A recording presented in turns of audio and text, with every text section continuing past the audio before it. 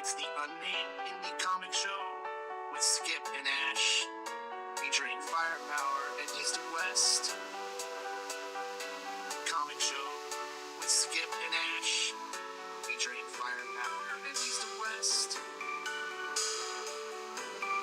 It's the Unnamed Indie place for independent comic fandom. It's the Unnamed Indie Comic Show with Skip and Ash, featuring firepower and east and west. Comic Show with Skip and Ash, featuring firepower and east and west. It's the Unnamed Indie place for independent comic fandom. It's the Unnamed Indie Comic Show with Skip and Ash, featuring firepower and east and west.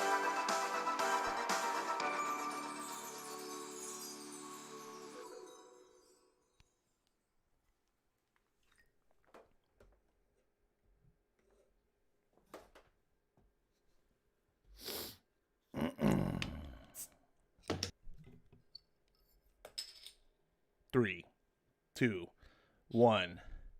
What's going on, everyone? Welcome to the Unnamed Indie Comic Show, where things are extremely indie all the time, every time. Joining me, as always, is my not so indie and much more professional co-host and partner, Skip and Tosh. How you doing, Skip, tonight? Man, I had about a week back, but today I'm doing pretty good. Just need a little ice pack and some good indie comics to share with the good indie folks. Oh man, it's good to be doing a show again, talking about some comics. Two of my favorite comics, as a matter of fact. I gotta say, I do love the hangouts, and I'm looking forward to doing some more of those when we have some intermediate time, some interludes, if you will. But talking about the comics is why we're all here. Looks like we got the chats going. A little bit of a delayed start. I'm sorry for the audio issue in the beginning there. A little stutter step. That's the way it goes. Had to cram. It's tough doing a show when it's not like your professional gig. You're just like, you got real life. You're juggling things. You're like, I got this show. It's tough. I imagine. I know you sympathize with me. Absolutely, I know. I completely sympathize with you. I know what it's like, and I got real life going on and all that too, as we all do. But we take pride in the show, and we want it to be entertaining above all, and authentic even above that, and enjoyable somewhere in between those two. So hey, we do what we have to. We definitely, despite any of the errors or any of the hiccups that we have, we definitely do take pride. We want to bring you the best thing possible. I was cramming down my dinner before. I was like, I didn't even eat my whole dinner because I was like, the show's got to go on. I can't be putting this off. I got to tell you, Skip, I had a little annoyance today. I went and got fish burritos, which I don't get to eat very often. I love them. And I got it, and I love extra lime. So I was like, make sure you put extra lime with that fish burrito. They're like, oh, okay, no problem. And I get home, no lime. Not a single slice. They screw you in the drive-thru. Yeah, because they know they can. They know that you've got to go. You're in your car, and you don't want to wait in that long line again just to tell them off or correct them for what they did wrong. So that some of them are up there like, oh, he wanted 3 limes? Yeah, I'm gonna give him none. That's the way that these wicked people work in this world. But we persevere nonetheless. We do. Do we not? do. It's always those little first world problems. I know. I feel bad complaining about this. I know there's people that are like having to hike 25 miles to, haul back some grain so they can make some gruel. And I don't mean to sound like that. It's just an annoyance. This is one of those things I like getting off my chest. And you're just like, nah. Because otherwise, I'd be like a Karen. I don't want to be a Karen. And going back to the store and be like, speak to your manager. You didn't give me... It's like, there's no win. There's no win situation there. You're just like, you just got to suck it up.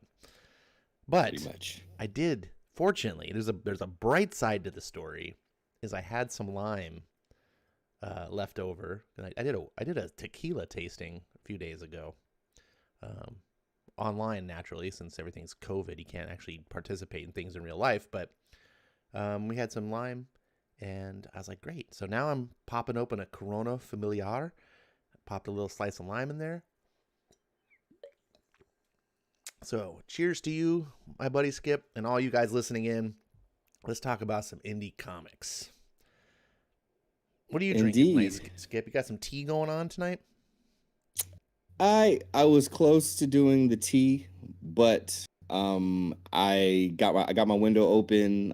There's a little bit of a chill out here in Sacramento, a nice little breeze kind of blowing. So I cracked open my window and I kept it chill with a little bit of the vitamin water variety, Triple X. Although we're keeping it clean here on the show. Triple X. I got the Triple X. Sounds like acai blueberry pomegranate. It sounds like you're doing it dirty.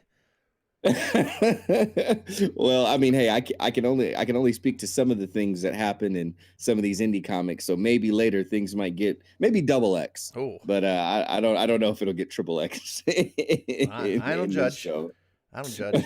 I might try some myself sometime. We'll see. What are you drinking, my man? I got that Corona Familiar, and then I have some iced tea as a backup for when I don't want to drink too much beer. I'm getting old. I just do one for show. That's all you need. That's all you need. It tastes good. I really just drink it for the taste these days. If they could make non-alcoholic beer taste as good as regular beer, I would drink that. Such an interesting thing. I don't know if we've ever talked about this, but I am one of those rare people that cannot stand the smell or taste of beer. That's not that rare. I assure you. Oh, really? Okay. Yeah. A lot of people just drink beer because they want to get drunk. At least that was my experience when I was young. People hated it, but they were like, well, we're getting drunk, so we're just going to drink it because it's a cool thing to do. I know it's an acquired taste. Yeah, no shame. Beer is a weird thing. First time I tasted beer, I was like, I imagine this is what piss tastes like. I don't ever have to try now because I think I've been fulfilled. Right. So I get it. But no one's here to listen to us banter about beer, I don't think. You guys in the audience, good to see you. I see some fresh faces and some old faces. Dragon Majesty, Tehillim has joined us. Zach Richmond, Cornell West. Those are some names that are standing out to me. We're here to talk about a couple comic books. If you're new to the show, if you've never watched it before, it's an indie comic fandom show where we just geek out about indie books. We're not here to criticize them or talk about how crappy a certain book is or anything. There's plenty of room elsewhere for that. And Lord knows I crap on books all the time. But here is just to celebrate it and love them. And we find books that both Skip and I both adore on, same levels. And those are the ones we just want to talk about and give them some attention, let you guys have an outlet too to join us in and kind of recreate that comic book shop talk. Once upon a time when you went to a comic book store and you'd see people in the store too, and you knew that you had a connection because they liked the same things you did. So you're like, hey, and you see them picking a comic off the shelf that's your favorite comic, and you're like, oh, I love that book. And then a conversation sparks up. That's kind of what we're doing here, but just in the virtual sense. And every 2 weeks the show runs, and we feature a certain book that's continuing on the shelves that we talk about and ongoing, and we theory craft where we think it's going to go. We talk about how much we like where it currently is. We listen to the audience, get feedback from you guys.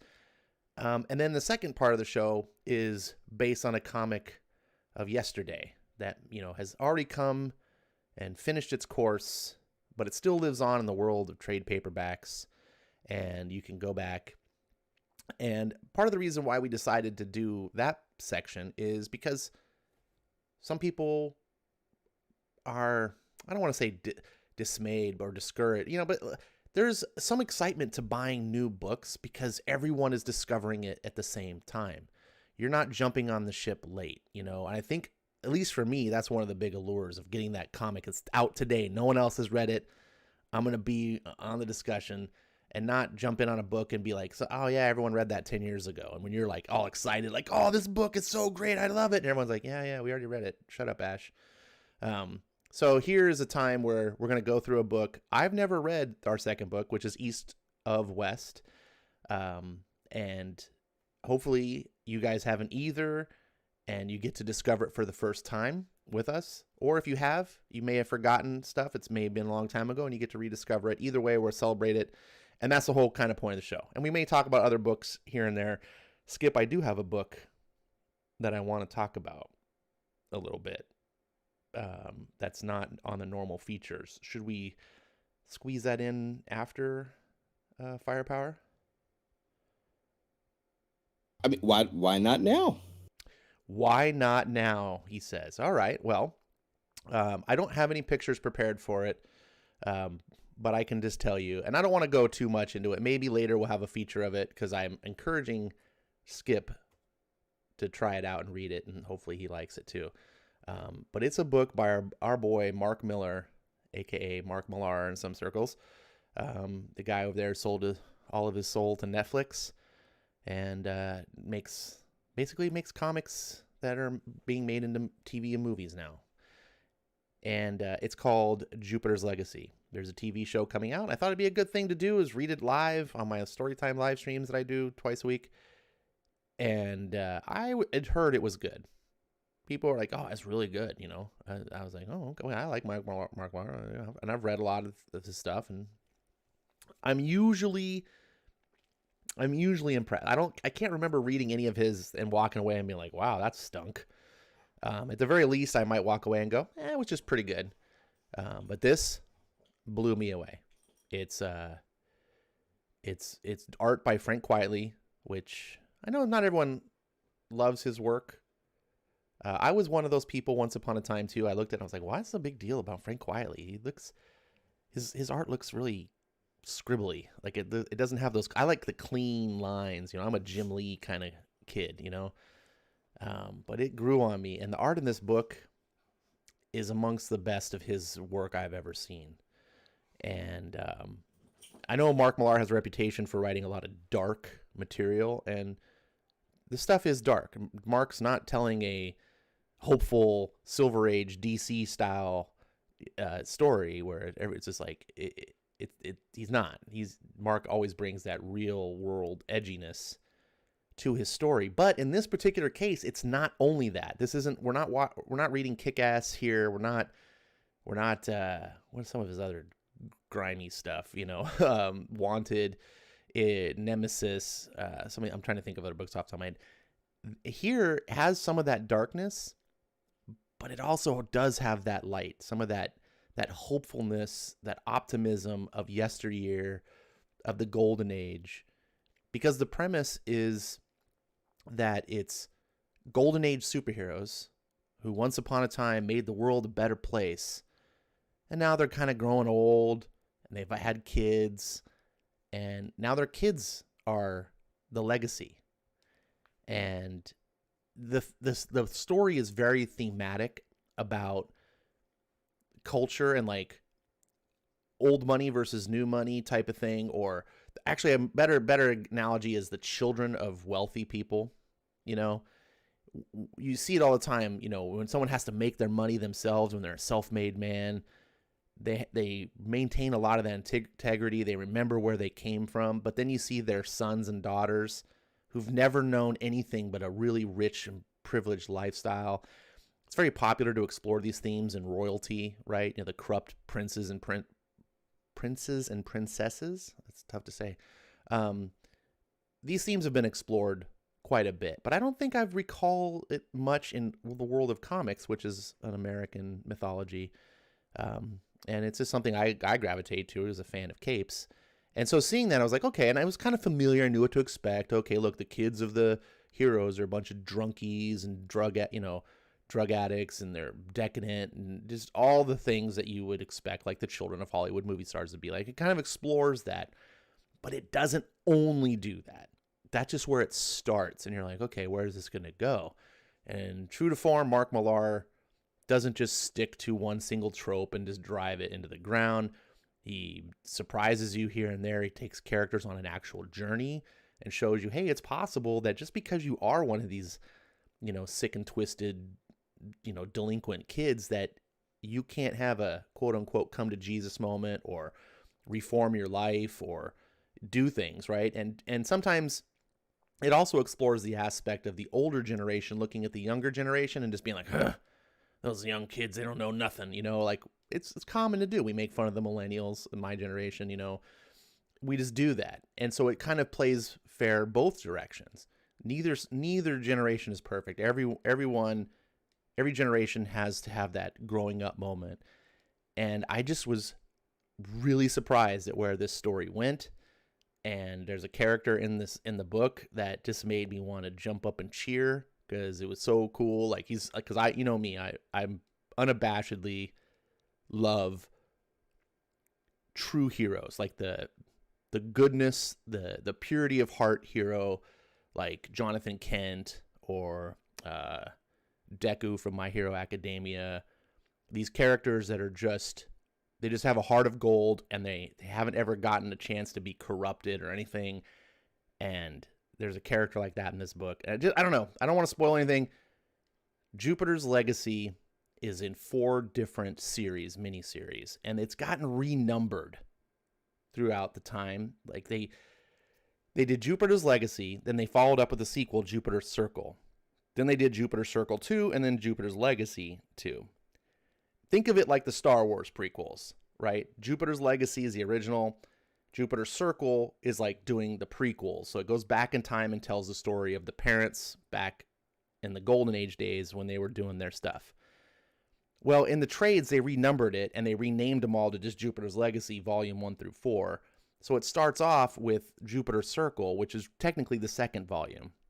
So if you are interested in checking this out at all, part of me wanting to mention this, and I hope, like I said, if Skip likes this might be something in the future we talk about, or it might not be. But if you do read them in volumes 3, then volumes 1, then 2, then 4. That's the original order that they came out on the newsstands or the comic book shops and the floppies. 3, 1, 2, 4. And you'll get the experience. Because I did go back and I read volume 1 because I wanted to start off and see how it went. And it's good, but it only resonates if you've read the original Legacy story. Like, I don't know. That's my opinion. I wanted to mention, I really talked longer than I wanted to about it, but I wanted to mention to you guys, it's something I'm super excited about. If you guys have read it, leave some comments what you thought. And if you haven't read it, go try it out because the show's coming out and I am very excited. That's it, Skip. Do you have any books recently you read that have excited you? Books recently I read. Definitely Chariot by Brian Edward Hill. That's been that was a nice, fun shot in the arm, especially since I've kind of been back to listen to like a lot of vaporwave, dream punk, and synthwave type stuff. So it was I really want to try that. Yeah. It's good. It's real good. Especially if it's a good story, period. Hill knows well enough not to make things so niche that you have to be into the thing in order to enjoy the story. Anybody can jump in on it. He made it very accessible. But if you are into synthwave, if you're into Electric Youth and Kavinsky and College and who else? Of course, the Midnight, some of the stuff I was playing on my stream that you said that you were interested in. If you're into those genres and those aesthetics, with the Ferrari riding through the sunset that is never ending with all of the like hills, like the little 80s grid lines and all that stuff. I mean, if you're into that sort of thing, this book is for you. So that's been really good. I'm still reading through. Well, I'm reading through that, but that's not an indie book. Of course, I'm continuing to enjoy Ice Cream Man. Love that book. Reading some more different Brubaker criminal books that I didn't have before, some special editions in like the 10th anniversary edition. So those have been good. Yeah, reading quite a few things, and there's some other. I didn't start it yet, so I can't say I'm enjoying it. But W. Maxwell Prince and Martin Morazzo, the team for Ice Cream Man, they had done a book before that came out on IDW called The Electric Sublime, and that just came in for me. So I am getting ready to jump into that. And I did buy another W. Maxwell Prince book that it was like a little tiny trade, kind of anthology style, but it was about like a library and like a librarian in there, and the books are beginning to rebel and kind of fight back in a sense. So that one I'll probably start and finish either tonight or tomorrow. Cool. But yeah, fun stuff. Very, Man. very nice. I want to know when is, I don't know why this just came on my mind, but we only find them when they're dead. When is the 6th issue going to come out? Because I read the first 5 and I was like, because Skip and I try a lot of things behind the scenes to see if we're going to nominate new books for the show. Both of us have a lot of books that we love, but our tastes, as much as we have commonalities, we have a lot of differences, which is great because it allows us to not just have a cloned perspective like we're robots. But for the show, since we're not being critics here, we're just celebrating, we have to make sure that not just one of us loves the book, we both do. So we constantly like, hey, try this out. Okay, you try this out, and seeing what sticks. That was a book that I tried, and I got to the end, and I was like, no more. And it's like, just like, nope, wait. And I'm like, oh my goodness. But yeah, I really got to try that Brian Edward Hill one because I like his writing. And one of my favorite TV shows of all time is Miami Vice. I used to chat with him quite often on Twitter. He and I have a lot of similar tastes. One of our favorite movie directors, both are Michael Mann. So there's a lot of things that he pulls from are things that I'm naturally with anyway. And then the fact that he's able to write comics, which I normally think I would hate, when he did, like, for example, he did that Fallen Angels book for the X-Men series. I was just like, this looks awful. These 3 characters are the worst 3 characters of all the mutants. And then I was like, oh, but it's the best book out of everything. It's like, they're just like, oh, you took the worst content and you made it the best. So yeah, I would love to see him do something that's also in the wheelhouse that he loves as well. Knight Rider, my friend, Knight Rider. Come on now. Knight Rider. I'm gonna maybe put the brakes a little bit before Knight Rider. Wow, what? Not a Knight Rider fan? I wanted to be. When I was a kid, I liked Knight Rider, but come on, it's goofy. But Miami Vice, little Jan Hammer music, probably one of the progenitors of synthwave. Definitely. Anyways, we're gonna go into the weeds. Let's talk about some firepower. What do you think? I think we should talk about some firepower. Speaking of which, we are on issue number 9. Hopefully y'all have been reading along with us. If you haven't, that's okay. But we do highly encourage that you grab the books if you are someone who continues to come to the streams bi-weekly every other Monday. If you're new here, like my buddy Cornell West, who actually has experience with East of West. He and I have talked about it before, and I did slide him and try to twist his arm to read Firepower. I got it back from him, but I didn't confirm whether or not he read it. But it is a book by Robert Kirkman of The Walking Dead fame. Chris Samney, artist extraordinaire. Some of the cleanest and simplest lines out there, yet while still being very dynamic and expressive. Russ Wooten on the lettering, and my good buddy who... it's been a while since we played some 2K. Got to get back into that. My buddy Matt Wilson, the colorist on this here book. Previously on Firepower. So last when we met off, after a brief battle, Mom Guang's worst suspicions about Chao Feng were confirmed, and he fled the Temple of the Flaming Fist. Meanwhile, the Johnson family said goodbyes of their own before boarding a flight with Wei Lun to confront Chao Feng. Then, at a cruising altitude of 35,000 feet, the Serpent's Omen jumped Owen while he was exiting the bathroom. And now they're free-falling towards Earth. Nice. So that was a big cliffhanger for those of you that don't remember. If you would remember now. Because I did. When I sat down to read this, I was like, wait, what happened in the last issue? And I turned the page, and I was like, oh, yeah, they're free-falling. And this, do you mind if I kind of cover the first scene? I know normally that's your gig, and you do it so well. But would it be okay if I stepped in and took a couple snaps? I'm gonna have to get some ice for my toes because Ash is just stepping all over them. But go on ahead, Ash. Go on ahead. I'm asking pretty please. I'm not for your indulgence. How could I deny you? Please, my friend, have at it. Just the first scene. The first scene, and the reason why there's no text, it's easy for my addled brain to remember stuff like this. And I digitized the book in single pages, not double pages like I normally do, for a specific reason. This is something that I always talk about in comics on other venues, about pacing and reading comics frame by frame, and how a lot of times when a reader reads a comic and there's a lot of words, Bendis, it can really slow down the pace because you're having to chug through these words. And not everyone reads at the same speed. You can't guarantee.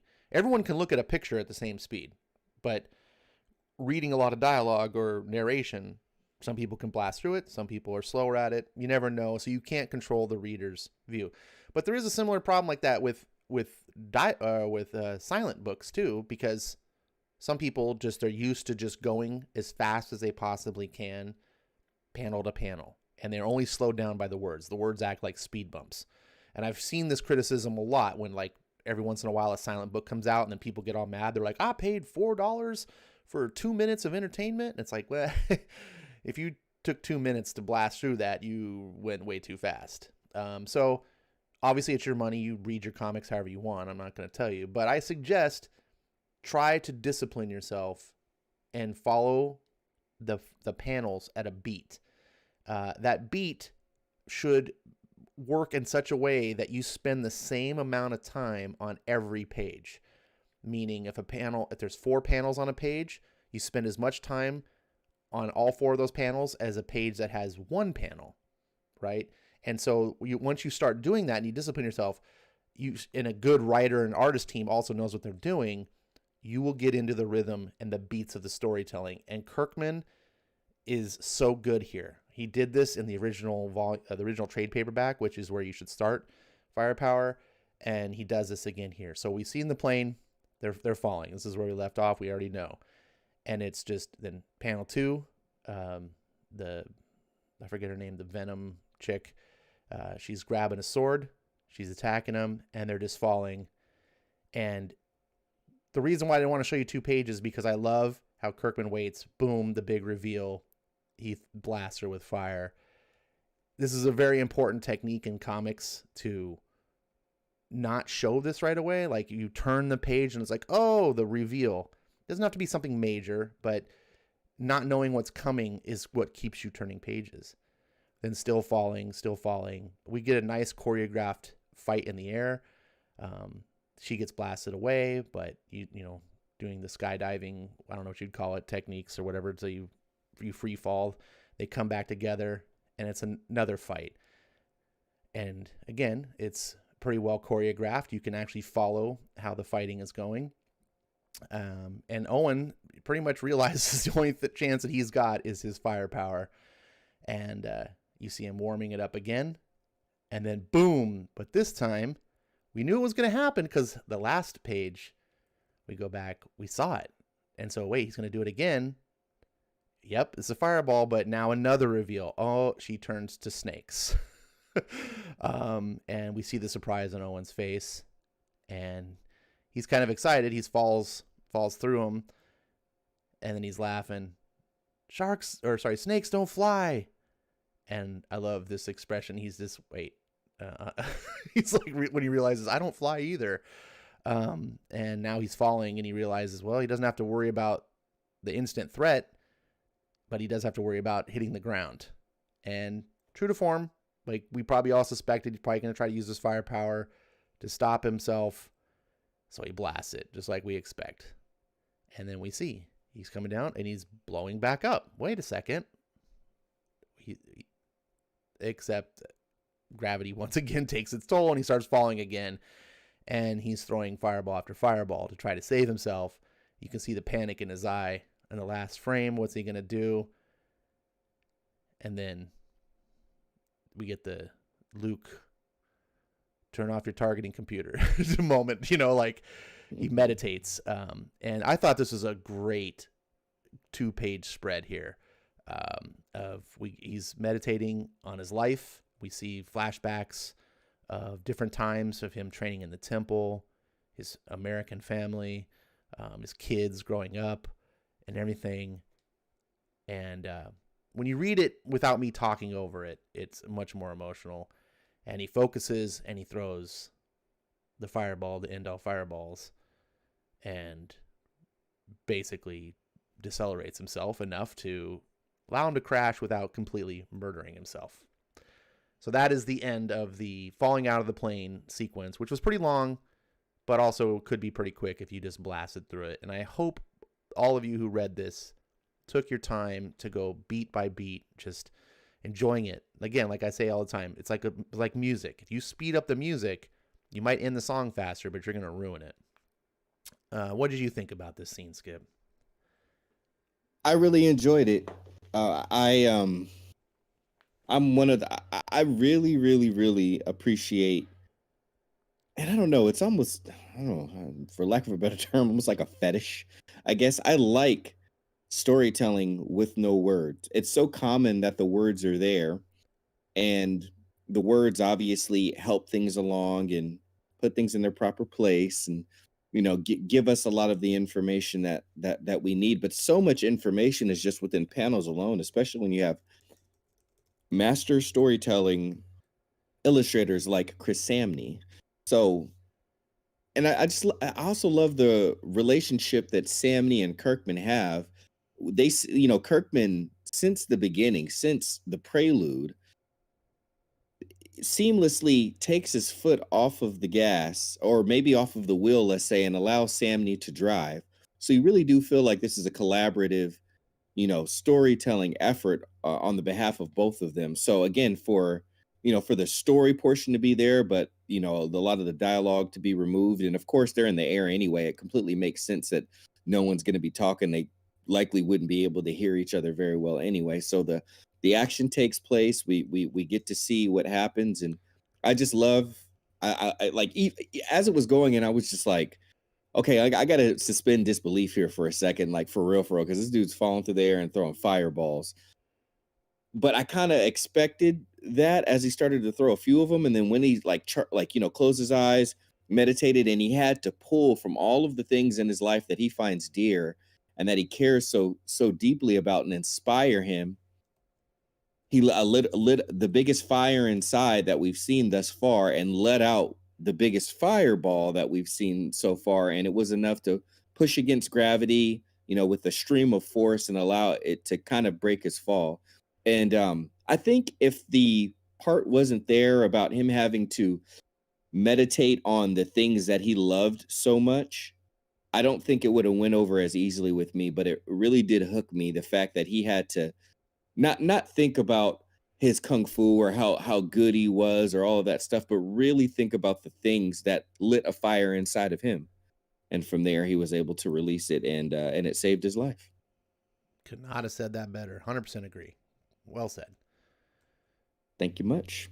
All right, I'll let you take care over from here. Thank you for letting me, drive for a little bit. That was no problem.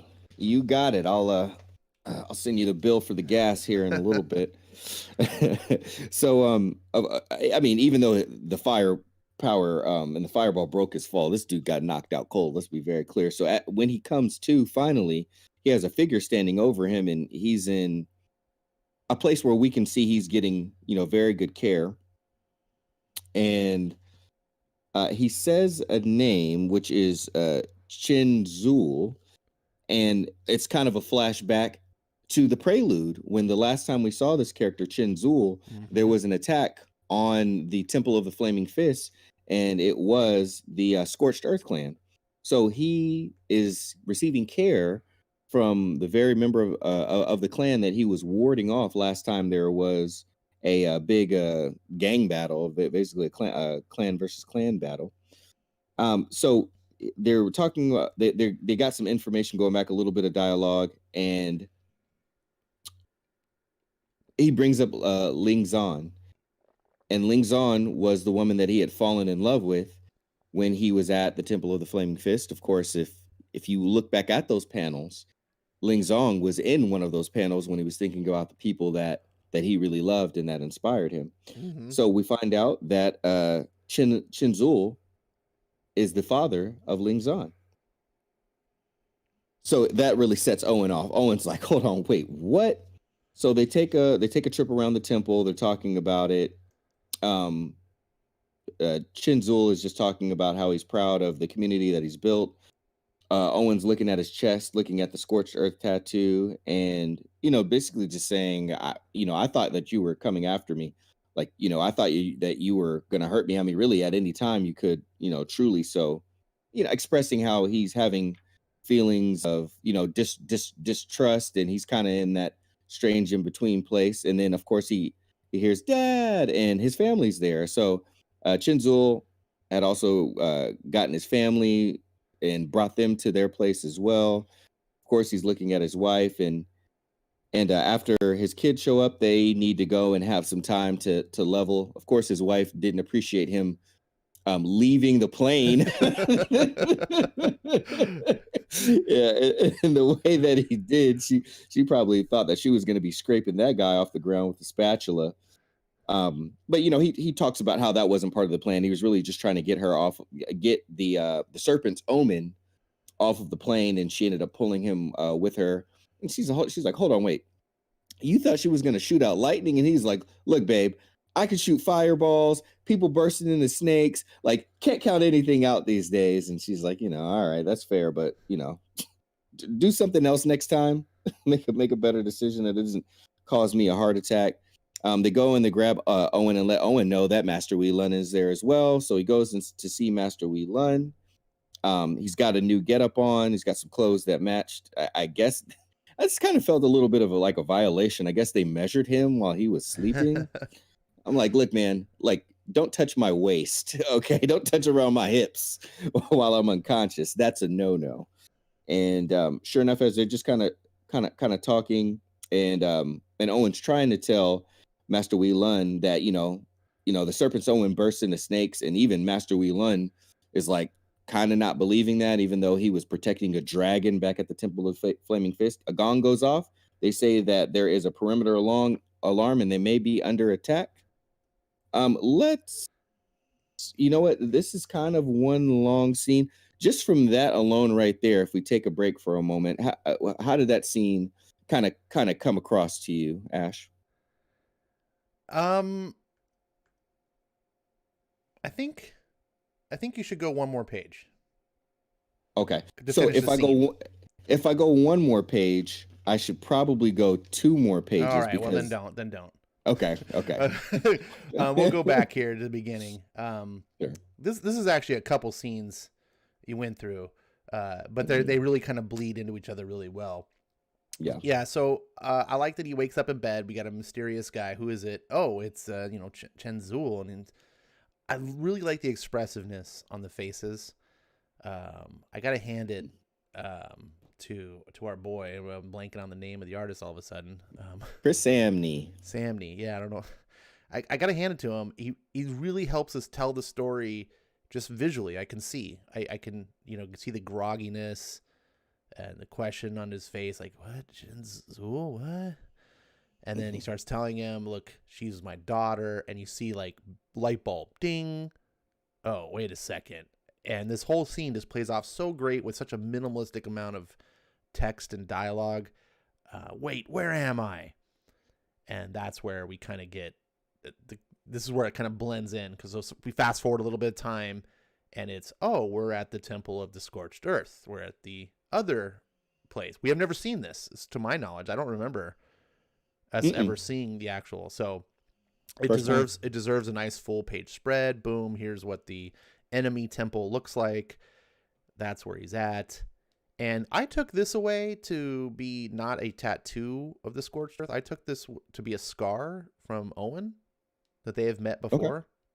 I could be wrong. Mm-hmm. You guys, do you think that's possible? Anyone in the chat? Am I wrong? Like, I don't actually know, but that's how my interpretation was.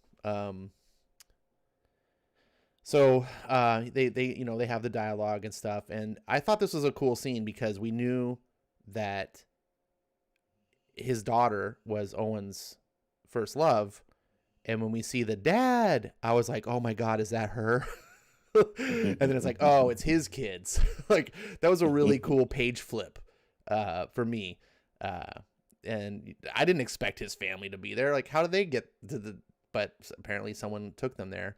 I also really like the couple of times that Kirkman acknowledges some sort of like the absurdity of the situation, because he's trying to tell a story of a fantasy world through the eyes of characters that don't see the fantasy in it. Like, they see the world like our world. It's like a realistic world. And so his wife naturally has like, really, throwing lightning, are you high?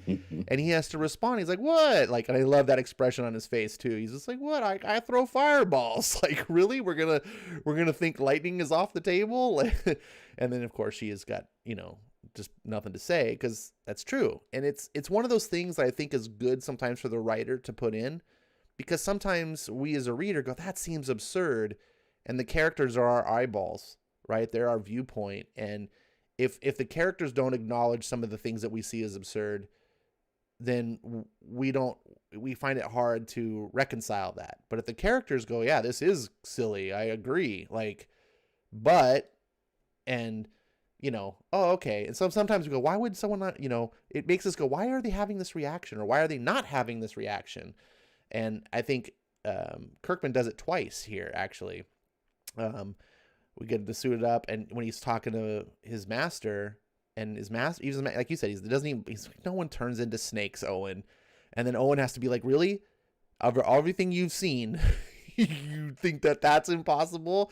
But they get interrupted with the gong, which seems to be a typical trope of Kirkman, to not let things play out, so they keep you on your toes and because he's going to put that in the story later down the road. He's going to drip things out, a little bit at a time. And I really like this use of lettering here for the gong. Some people don't like the big sound. I know, like, Marania in chat is not a big fan of the big sound lettering. I'm okay with it, and I really like when it's used like this fashion, where they actually use it as a panel. And then we get to see Ma Gong, or I don't know how to pronounce his name, Magwang. So that's the next page. That's I the went part too far. that I'll let you. It's Sorry. It's all good. No worries. Bleeding no worries. together. I did want to drop something into there, and that's kind of why I wanted to stop at the gong part, because it really was like, in a sense, and that's the genius of Kirkman and Samney coming together.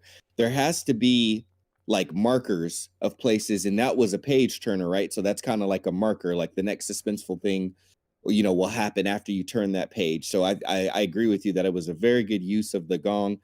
As far as like how the family got there, because I thought that too, like, hold on, wait, how did, like, they were in a plane, and then but I remember that they were going to the Temple of the Flaming Fist, and they were going to go there to get some answers, and they had Owen with them. So that means they had some artillery, some firepower, but without having him there, I think chances are when the plan finally did land, of course, now Master Wei Lun knows where the Temple of the Scorched Earth clan is, because he's gone over to that side. So that's likely who took the family over there. It's like, okay, we don't have our big guns anymore. We got to regroup.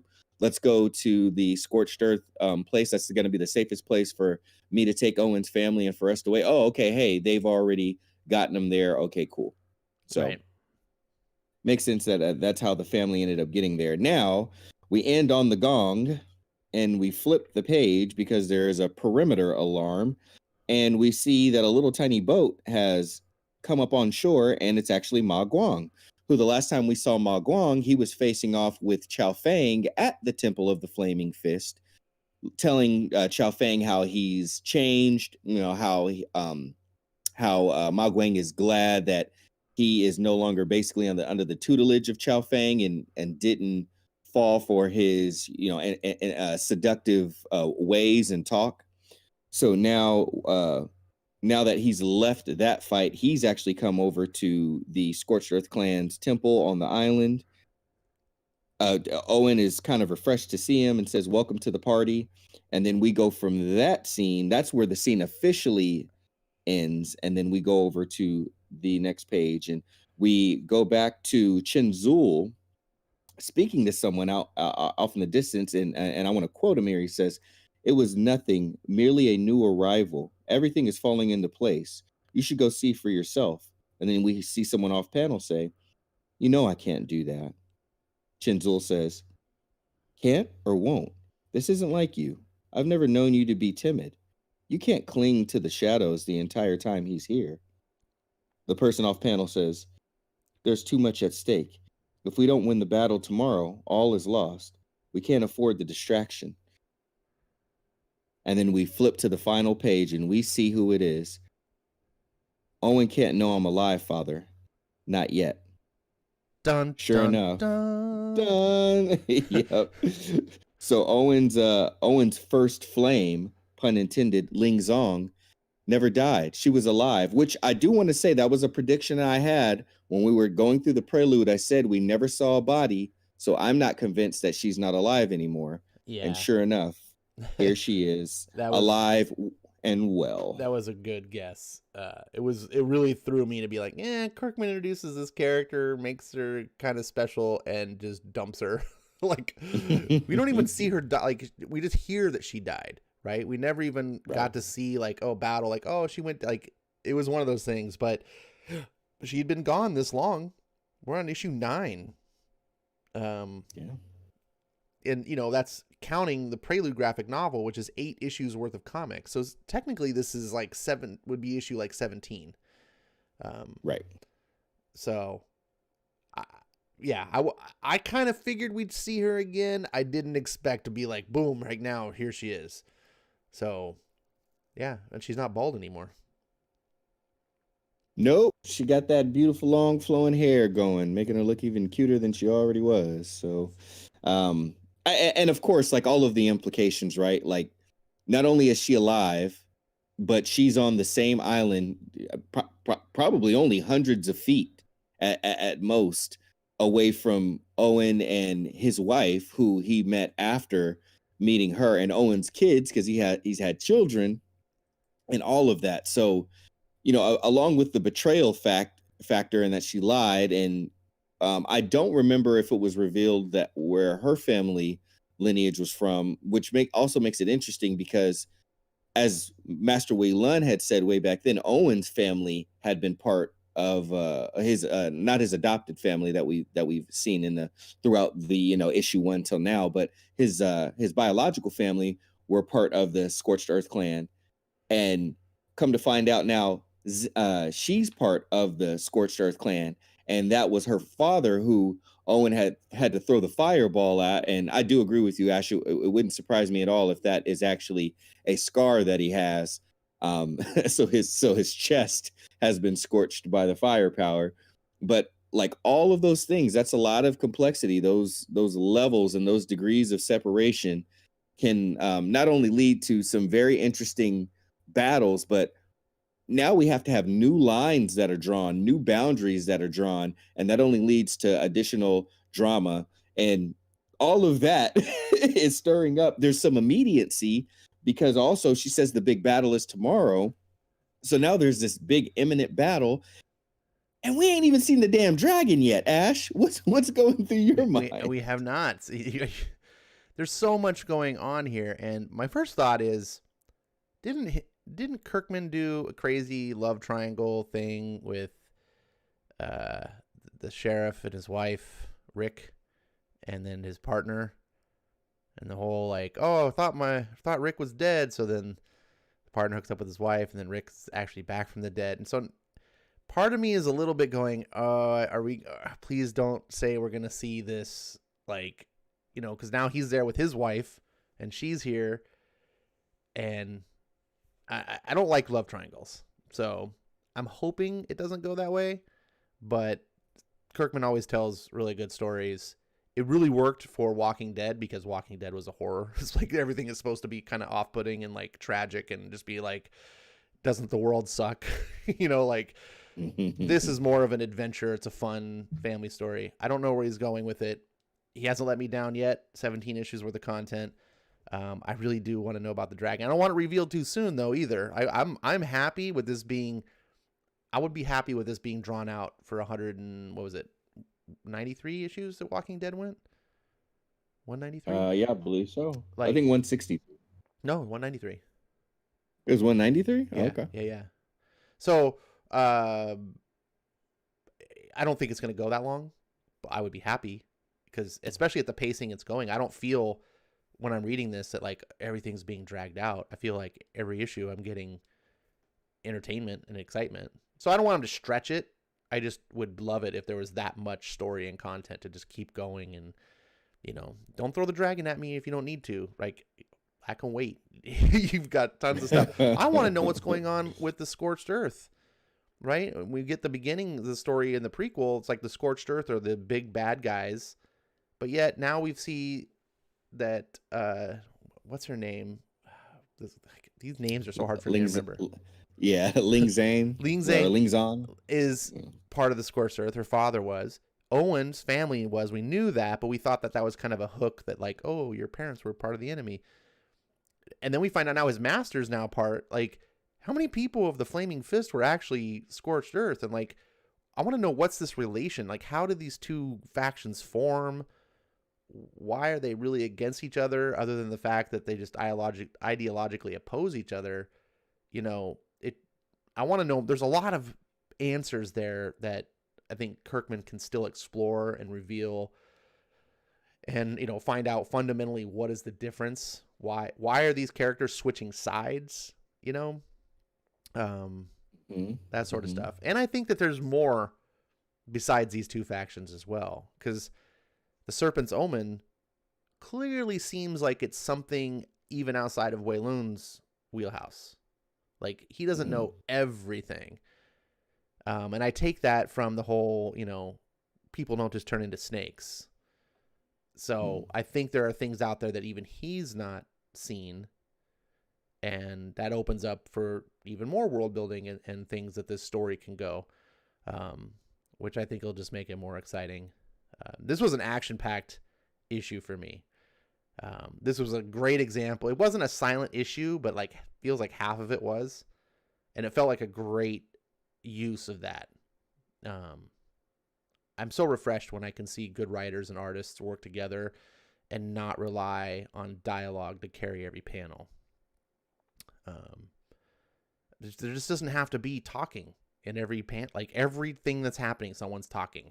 We're falling out of a plane, we're talking, like, right. You know what I'm saying? Like, then the way of modern comics sometimes is that way. Oh, I'm fighting a supervillain, I'm talking.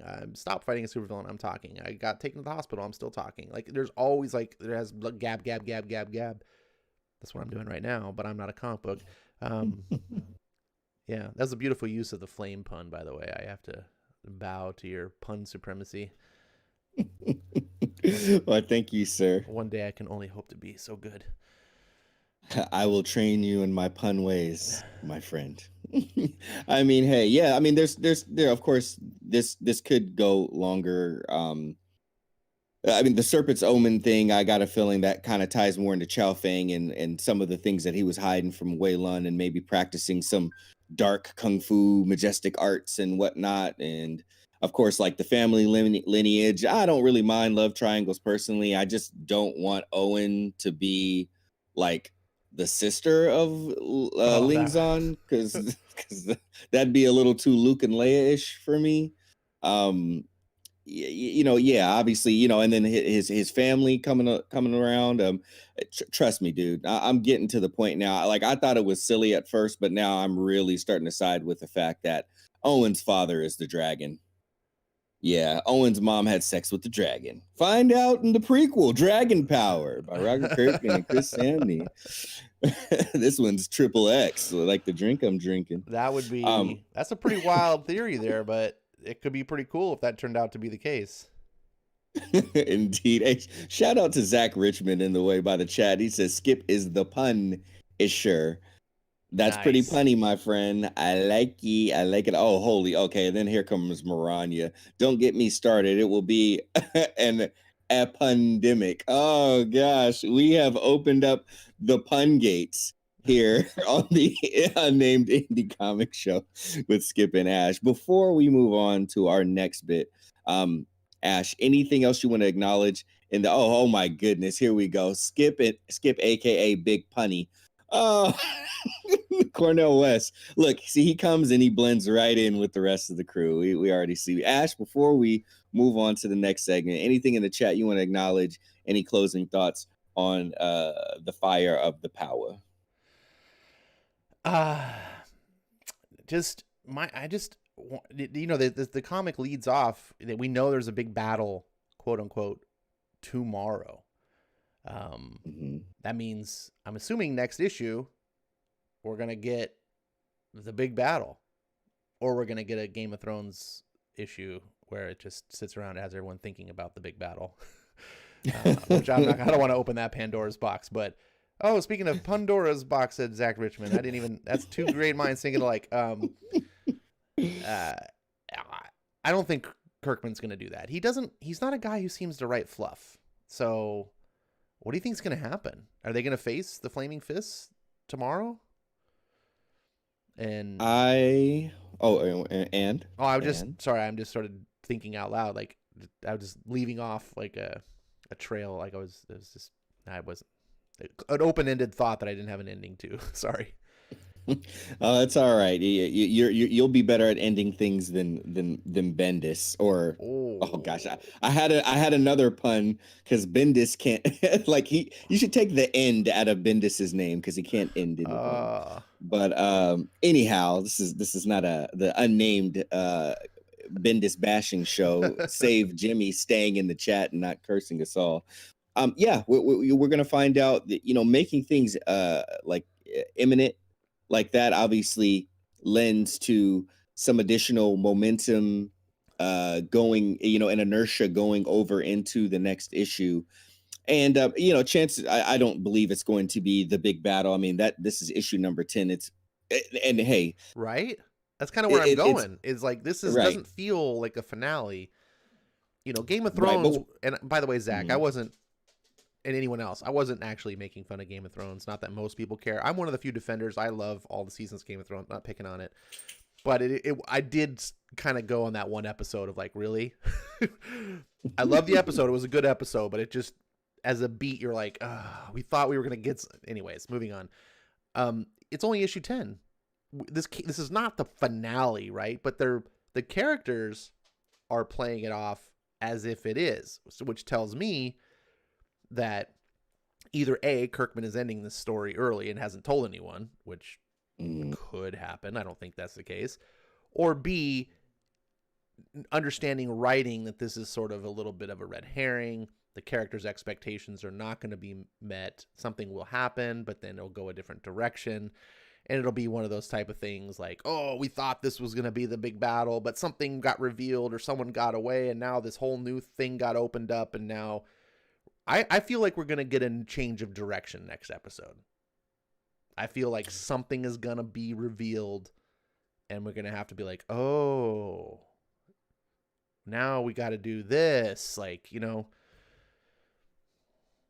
I can see that happening. And I was thinking, I was like, who ends things on issue number 10? And I doubt it anyway, because even if we Sorry. That was wide open. It's my fault. I brought up Bendis. So how could we not throw a few shots at Marvel's way? But even if we did get the big battle, masterful writers know that there needs to be a come down. So if let's say it did end on issue number 12, we would still get 11 as the come down, 12 probably as the set up, and then that just may be the end of this arc, so to speak. Maybe it's a 12-issue arc instead of a 6 one, and then we roll over into the next thing. Now, if anybody is gonna do something on a weird number, it obviously where he ended The Walking Dead was an interesting number. Not only that, but he did that book that he didn't tell anybody about and just sent it to the comic shops, and it started on like issue 17 or something like that. So we know that Kirkman has been doing some very interesting things with where he starts and ends things number wise in comics that are unconventional. But I do foresee this book going on for some time. Unlike my buddy Ash, I'm totally cool with things ending sooner than usual as long as it's good. Far too often people have things that run long and they don't land the plane well, and that twists my gut inside, because it's like all this journey just to get to a point where you don't cap it off, you don't tie us off properly. But I don't see that happening. Well, I mean, hey, he didn't. Everybody wasn't exactly happy with the way he ended The Walking Dead. I'll go on record to say that. But I think he's learned from that.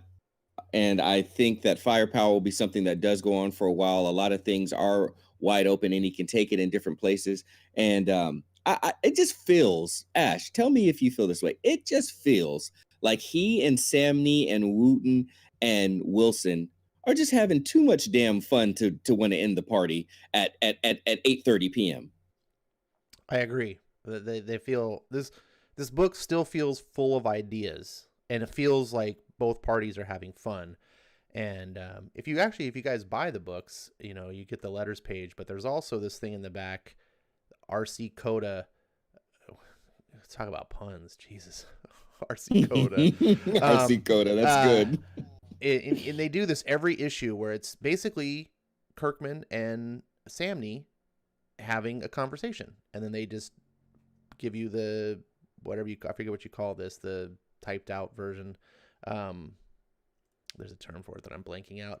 And something transcript. Thank you. Yeah, it's you get the transcript of the conversation, and it's really enlightening. And they're talking about the book and different ideas, and it's usually about a couple of issues ago, whatever issue, and Kirkman will just be like, "Hey, what'd you think when I told you to draw this?" And Samney's like, "Oh, I hate you." That would, they have a good banter. It's all fun, but you get some of that insight to what you just said. Like, they're having fun with this book, and I think Samney is tired of doing superheroes. I think he really likes. I get the feeling he likes working with Kirkman. And, Kirkman is just one of those writers. I think he would write this book forever if he could. I also feel like that he does probably have an ending. I don't recall him often ending things before their time, like just oops. Of course, books can get canceled because they don't sell. I don't know how Firepower does in the sales. I push it every chance I get because I know how perilous the comic book industry is, especially for independent comics. And part of the reason we do this show is to spread the word of mouth. Comic books, so it's so often comic books get yanked because they just can't meet the sales numbers, and it'll be a great book, and then maybe the writer will try to wrap things up real quick to give us some sort of resolution if we're lucky, but it's never as good as when it ends on its own terms. And I hope that we don't ever see that in a good book like this. I mean, some books just suck and they're going to get canceled, but usually, I mean, I don't want to poke fun because every book is someone's favorite book. But, if I read a book and everyone hates it but me and it gets canceled, I mean, I'll be personally bummed, but at least I try to be understanding. I'm like, well, everyone hated it, oh, it sucks. But when a book like this, I don't know anyone that dislikes Firepower. I have not heard a single person go that Firepower sucks. No one. It's one of those books that people who read it go, oh yeah, that's a good book. It may not have legions of fans, but that's part of the problem. Like, we need to push these things. We need to get them out there and get people. If people really are interested in reading good comics, we need to keep spreading that enthusiasm. Enthusiasm is infectious. People want to try out the thing that they hear everyone being excited about. They hear, oh, there's people doing podcasts and talking about the book, and I'm sure there's a couple of you guys out there that have started reading this book because Skip and I were, super excited. And you're just like, I got to try this and see what this is all about. And like I said, no one's complained. No one's ever said, they recommended that book and it was dumb. There hasn't been any, at least no, they don't tell me to my face, which no one's been afraid to tell me things to my face before. So anyways, I love it. I don't want to beleaguer the point of this book. It's a great book. I love talking about it. I could talk about it all night, but we got more books to talk about. Oh, yes, we do. We have my favorite series of all time in comics to talk about, East of West, Volume 7. Wow, I mean, it's crazy. We're coming, we're getting there, Ash. I mean, it, like, I know when it first started, it was probably like, okay, 9 volumes, we got a ways off. We really got to strap in and settle in for this ride. But my friend, after this one, we've only got 2 more to go, and the very last one is only 3 issues with an elongated issue at the end for the 9th volume. So it's been a lovely ride. It's been a very lovely ride. Volume 7 is issue 30 through 34, so another 5-issue arc. The way that we've been doing it is going issue by issue, so and kind of just talking about the issue overall. I'm going to give really brief plot points about it, and then Ash, as this would be my 5th or 6th time reading it. I think this is my 6th time reading it. And Ash, as a first-time reader, will really kind of dive in a little bit more, and kind of elaborate a little bit more on the issues. And I'll leave majority of my points and whatnot towards the end to kind of give Ash, the room as a first-time reader to kind of really express what it felt like going through the books and through the volume, through the issues, and reading what he read, and how it affected him, and what he thought about it. Ash, now for a quick second, do you want to kind of give like a 60-second feeling kind of note to the people? Because I actually have to grab something real quick that's going to help us out this time. All right. So East of West is a book that Skip and other people too, some of you guys in chat, Jimmy, if he's still here, had mentioned that being a big deal. Skip had said it's like his favorite book of all time.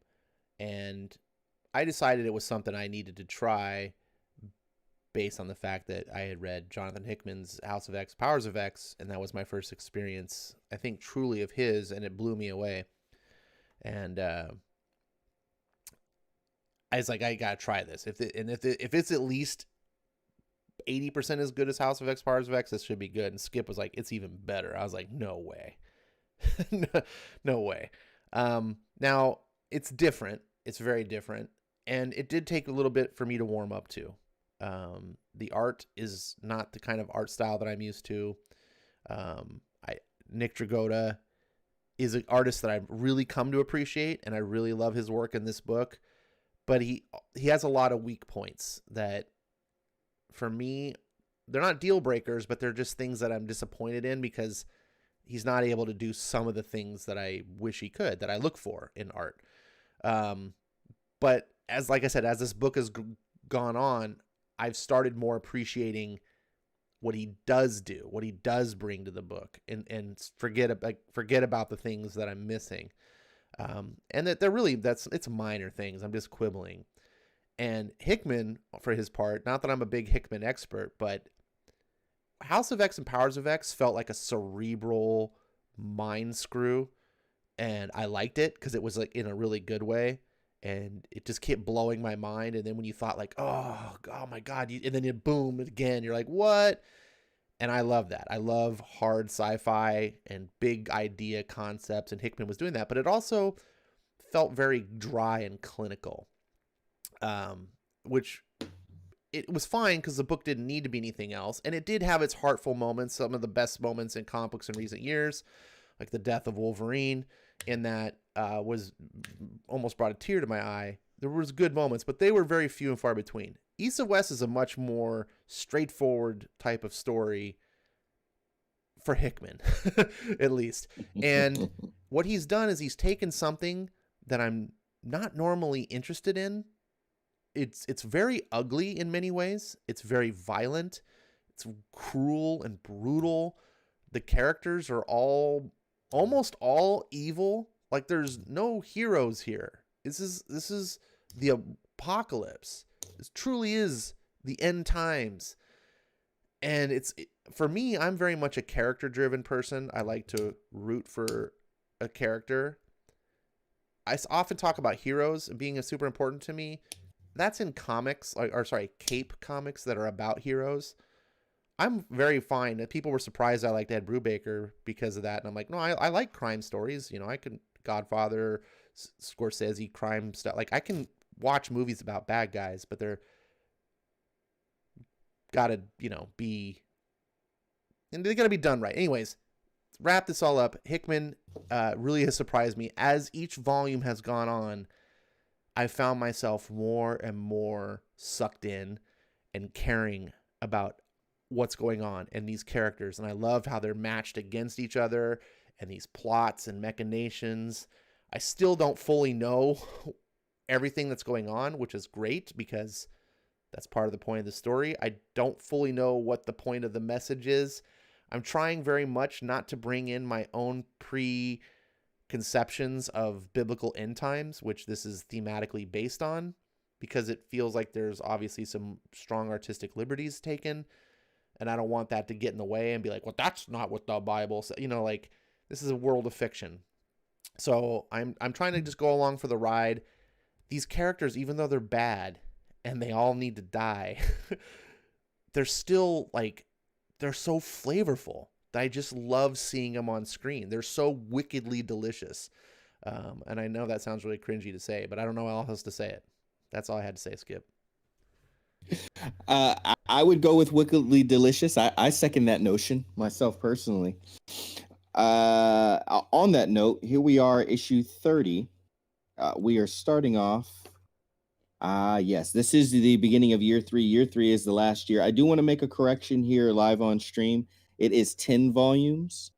The 10th volume is the one that is only 3 issues, and the last issue is kind of like a longer issue. So after this one, we do have 3 more to go in order to get it out. So in a matter of another 6 weeks ish, we should be 6 to 8 weeks. We should be done. But we are starting off year 3 in the grass sea. So a big old land of green. We get the 3 horsemen of the apocalypse, as the 4th one is no longer with them. And they come upon a field where a battle has taken place, and there is some death. We return to the city of the Endless Nation, and there is a conference going on. It seems like a beast is attacking the city. It was the beast that we last saw attacking the group of the Chosen that was there, and some of them had to flee. Wolf stayed back behind to fight the beast. Crow got Narsima and some others to safer land. There's a little bit of a conference, and there's more disagreeing going on in that table. And we find out that the battle that had taken place had tons of casualties, and the Endless Nation is not playing. They are burning stuff down to the ground. The horsemen come back around and have some dialogue with the soldier that is dying. And it was just more character building for them to let us know truly how sinister they are. Narsima and Crow leave the Endless Nation conference table. They take some aircrafts out there to get a closer look of the beast, because they believe it's Ezra, who was the bearer and the worker for he was basically a prophet of the message out in the city of Armistice. But last we saw, he had bonded with the beast, so they believe that it is Ezra controlling the beast. And as they approach, and they see that there is almost like a tall tabernacle type thing, almost kind of like again, going back to biblical things, almost a bit like the Holy of Holies with a veil in front of this almost confessional-like looking thing. They approach it thinking that Ezra is going to come out, thinking that Wolf is dead, and it actually is Wolf. And Wolf says, "Greetings, and how do you like my army?" So we get a little backstory, and it turns out that during the battle, when Wolf turned into one big wolf and he was fighting the beast that Ezra was attached to, he ended up, Ezra got too close as he thought beast or Wolf was in disadvantage, and Wolf actually ate him. So Ezra, before, to recap quickly, Ezra literally ate the message and said he went from being a prophet of the message to becoming the message. Now Wolf ate Ezra as a big old wolf, and how he has become the message. So all the pilgrims that were there and the beast that was attached to Ezra O'Brien, or excuse me, Ezra Orion, they are all subject to Wolf now, and he has become the message. He is talking to Crow, and they're just talking about how things have changed a lot. The lines have blurred, enemies becoming, and Crow is just,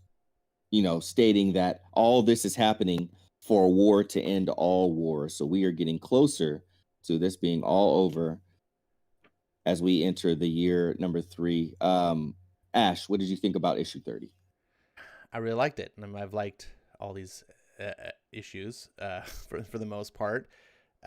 This one was a little bit tougher to talk about. It feels like a setup issue. And it constantly amazes me how Hickman almost knows where these are going to be in the trades.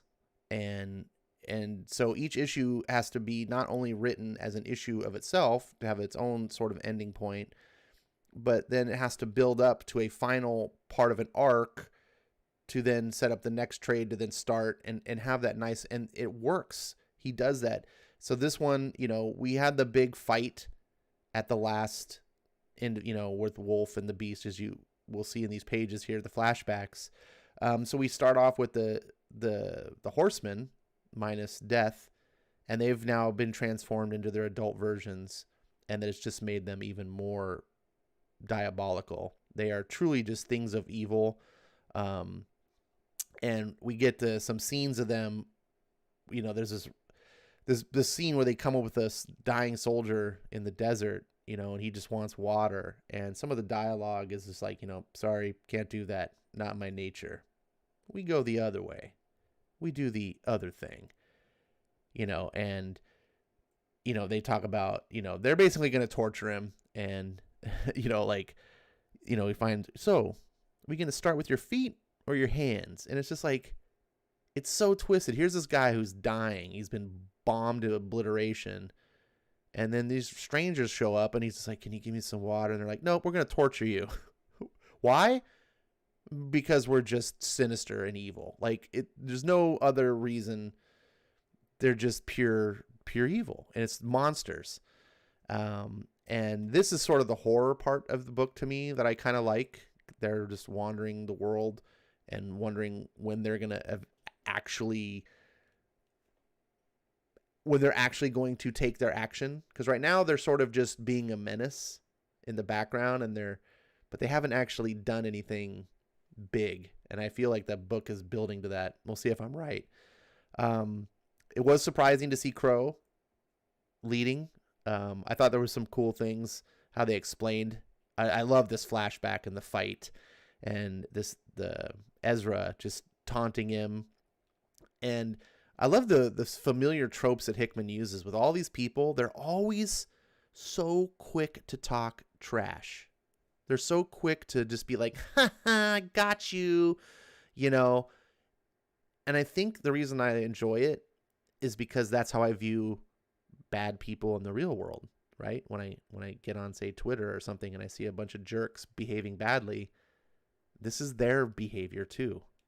They're the ones so quick to be like, aha, and you're just like, wow, why you gotta be that way? And you just know if the roles got flipped that they wouldn't feel good, right? This is the whole idea, the concepts of, let those in glass houses shouldn't throw stones, yada, yada, yada.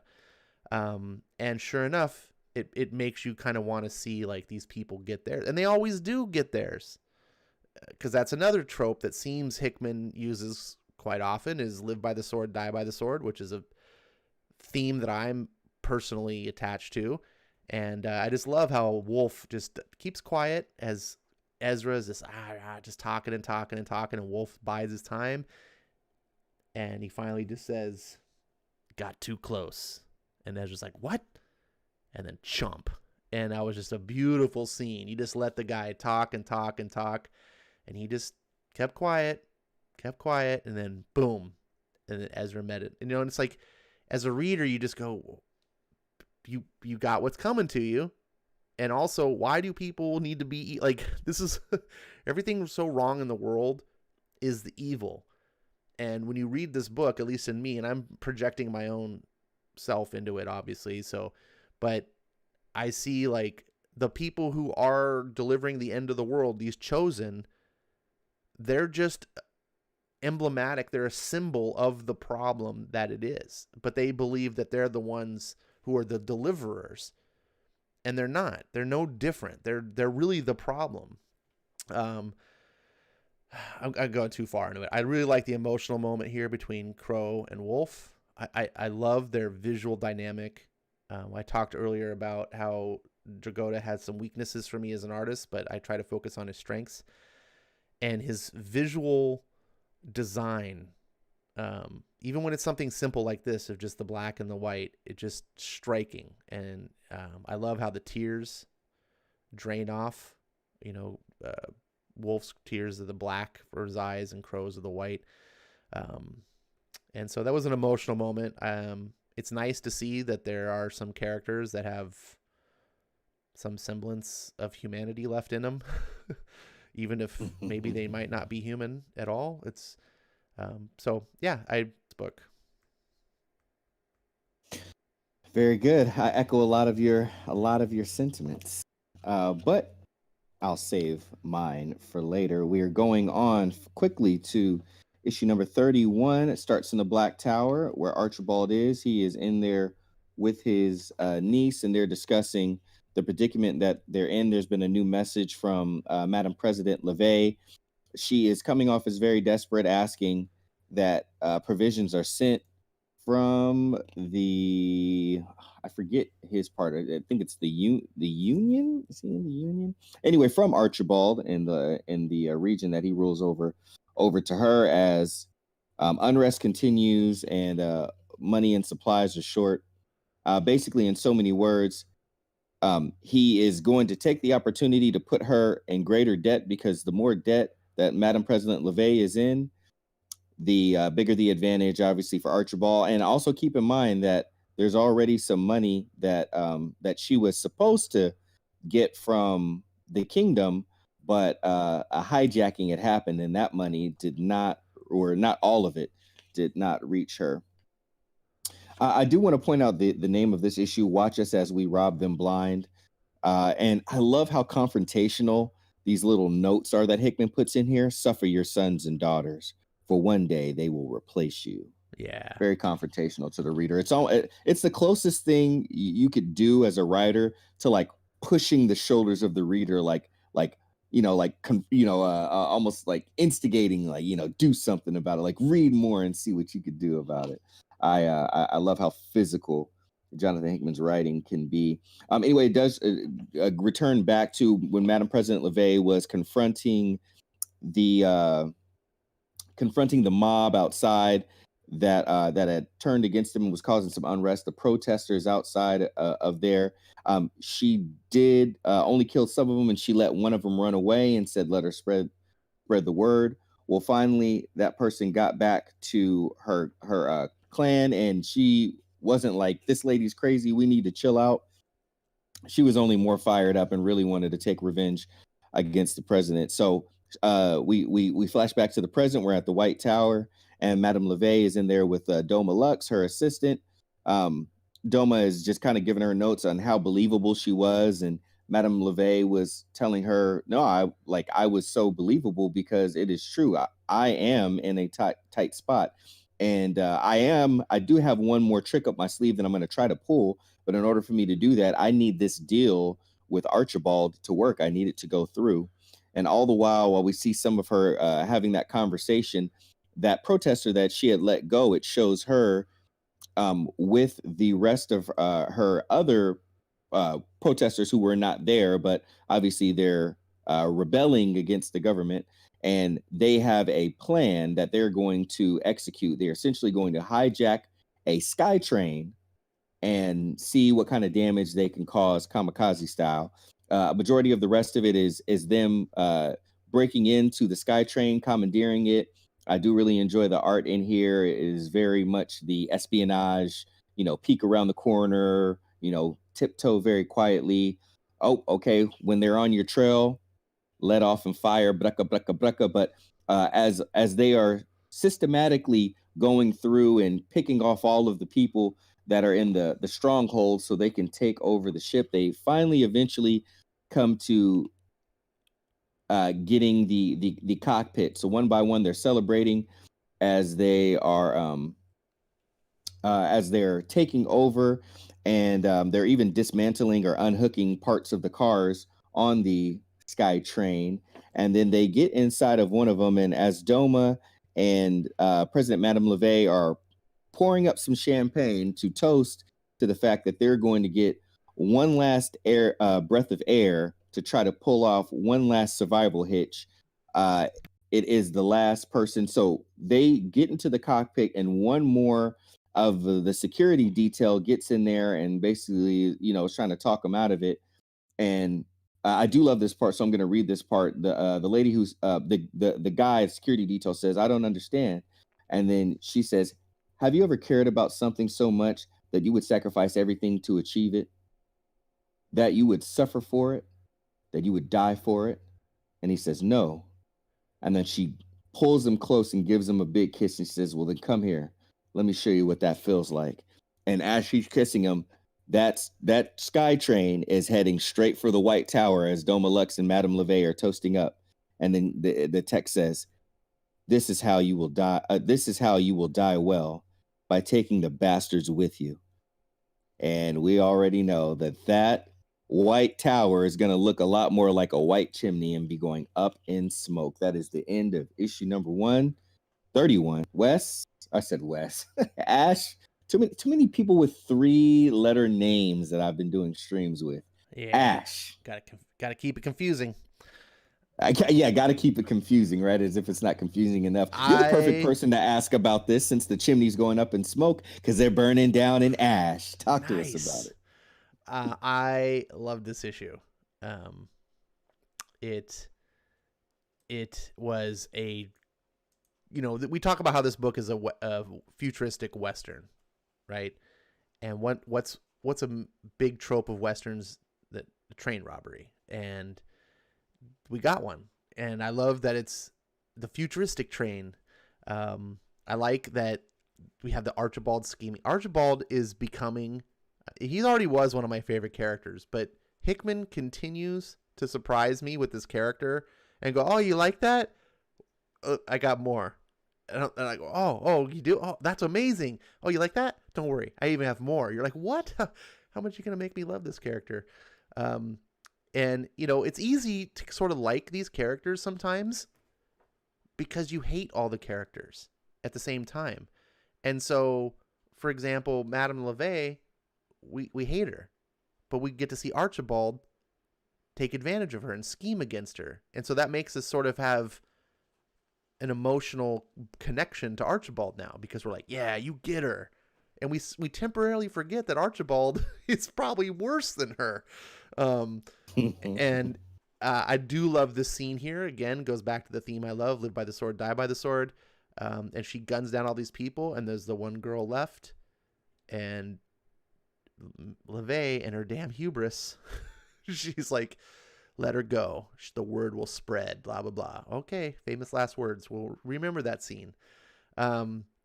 So we get the train robbery. I just love the aesthetic of the Sky Train. I love seeing it come out of the building here.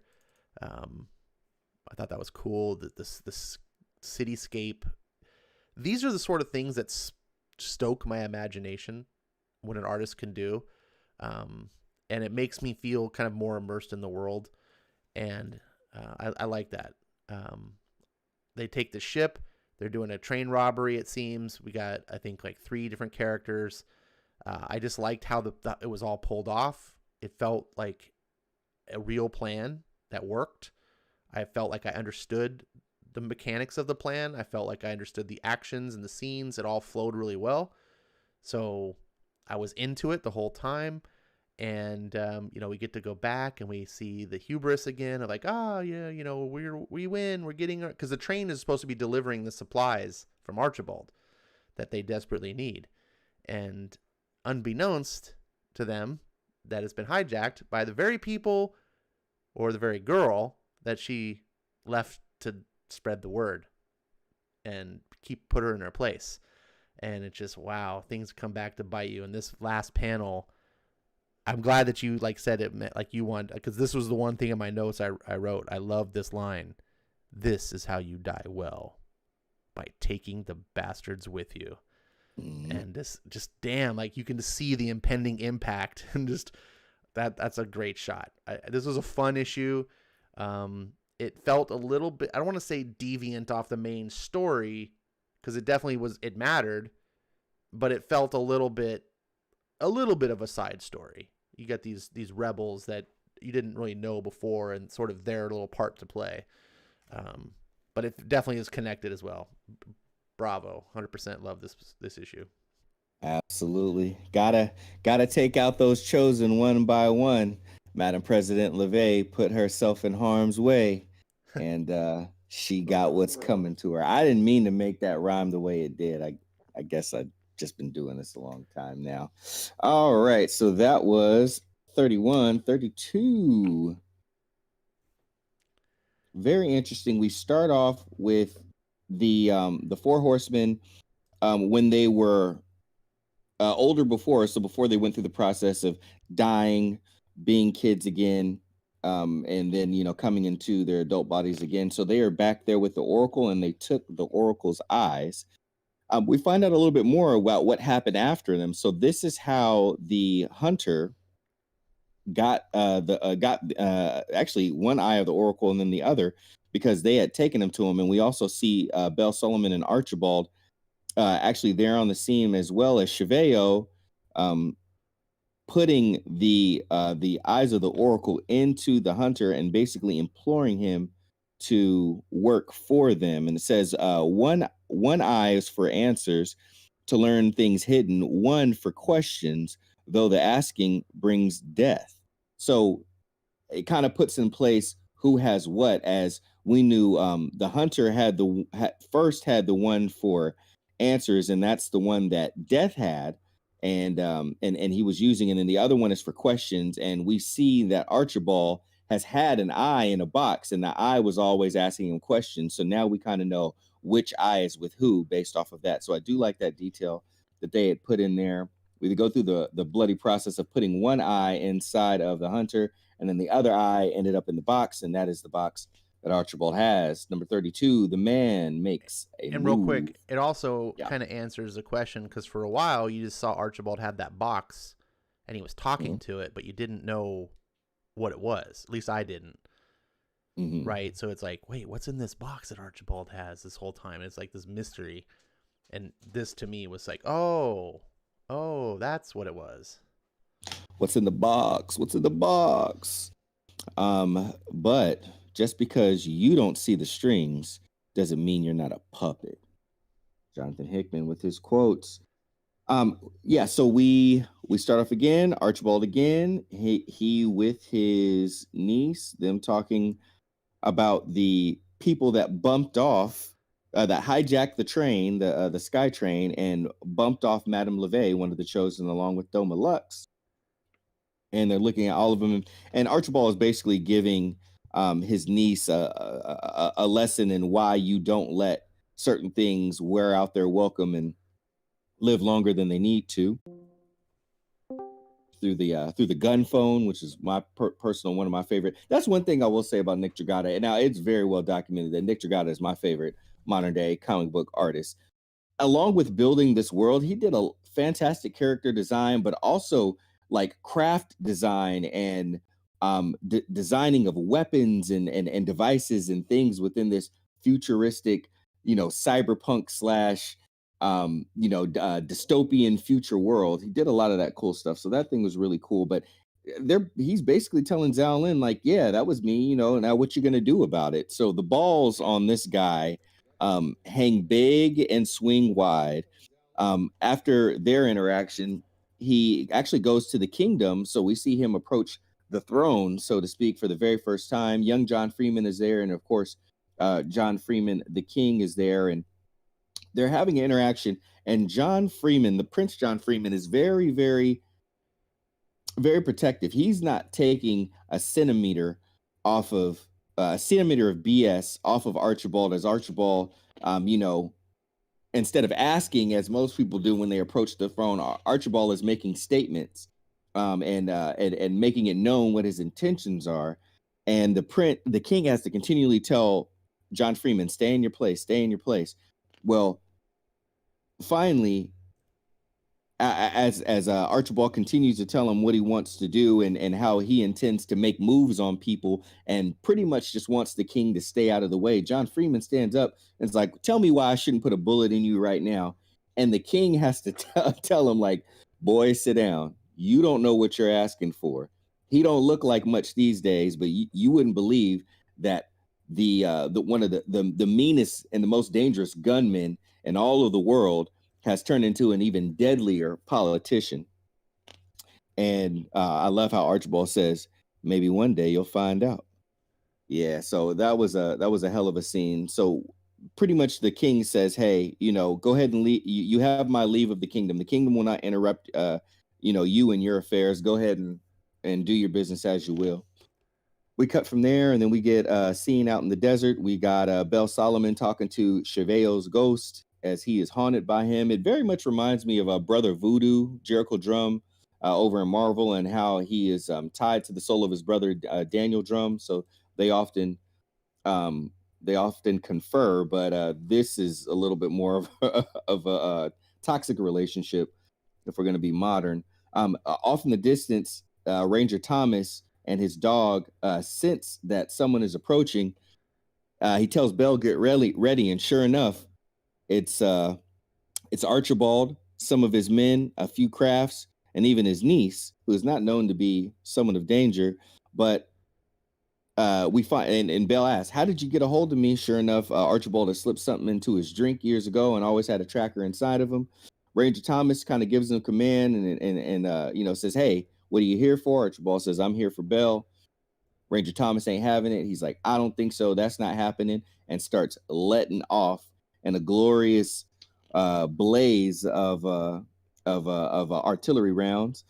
And as the assistants of Archibald get ripped to shreds by lead, Archibald is pretty much like, well, that's what fodder is for.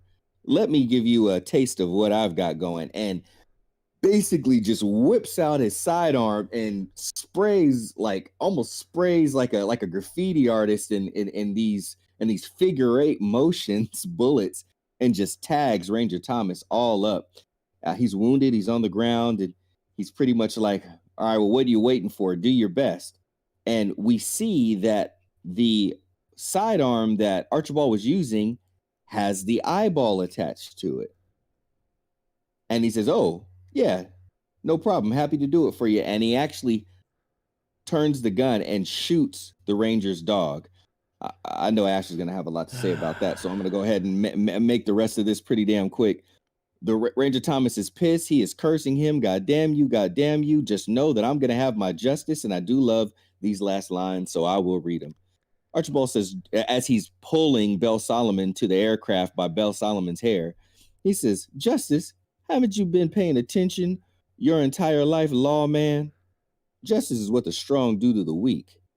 And now I'll show you the world how strong I am. And that is the end of that issue. Man, Kirkman or Hickman, those two names I like to get mixed up.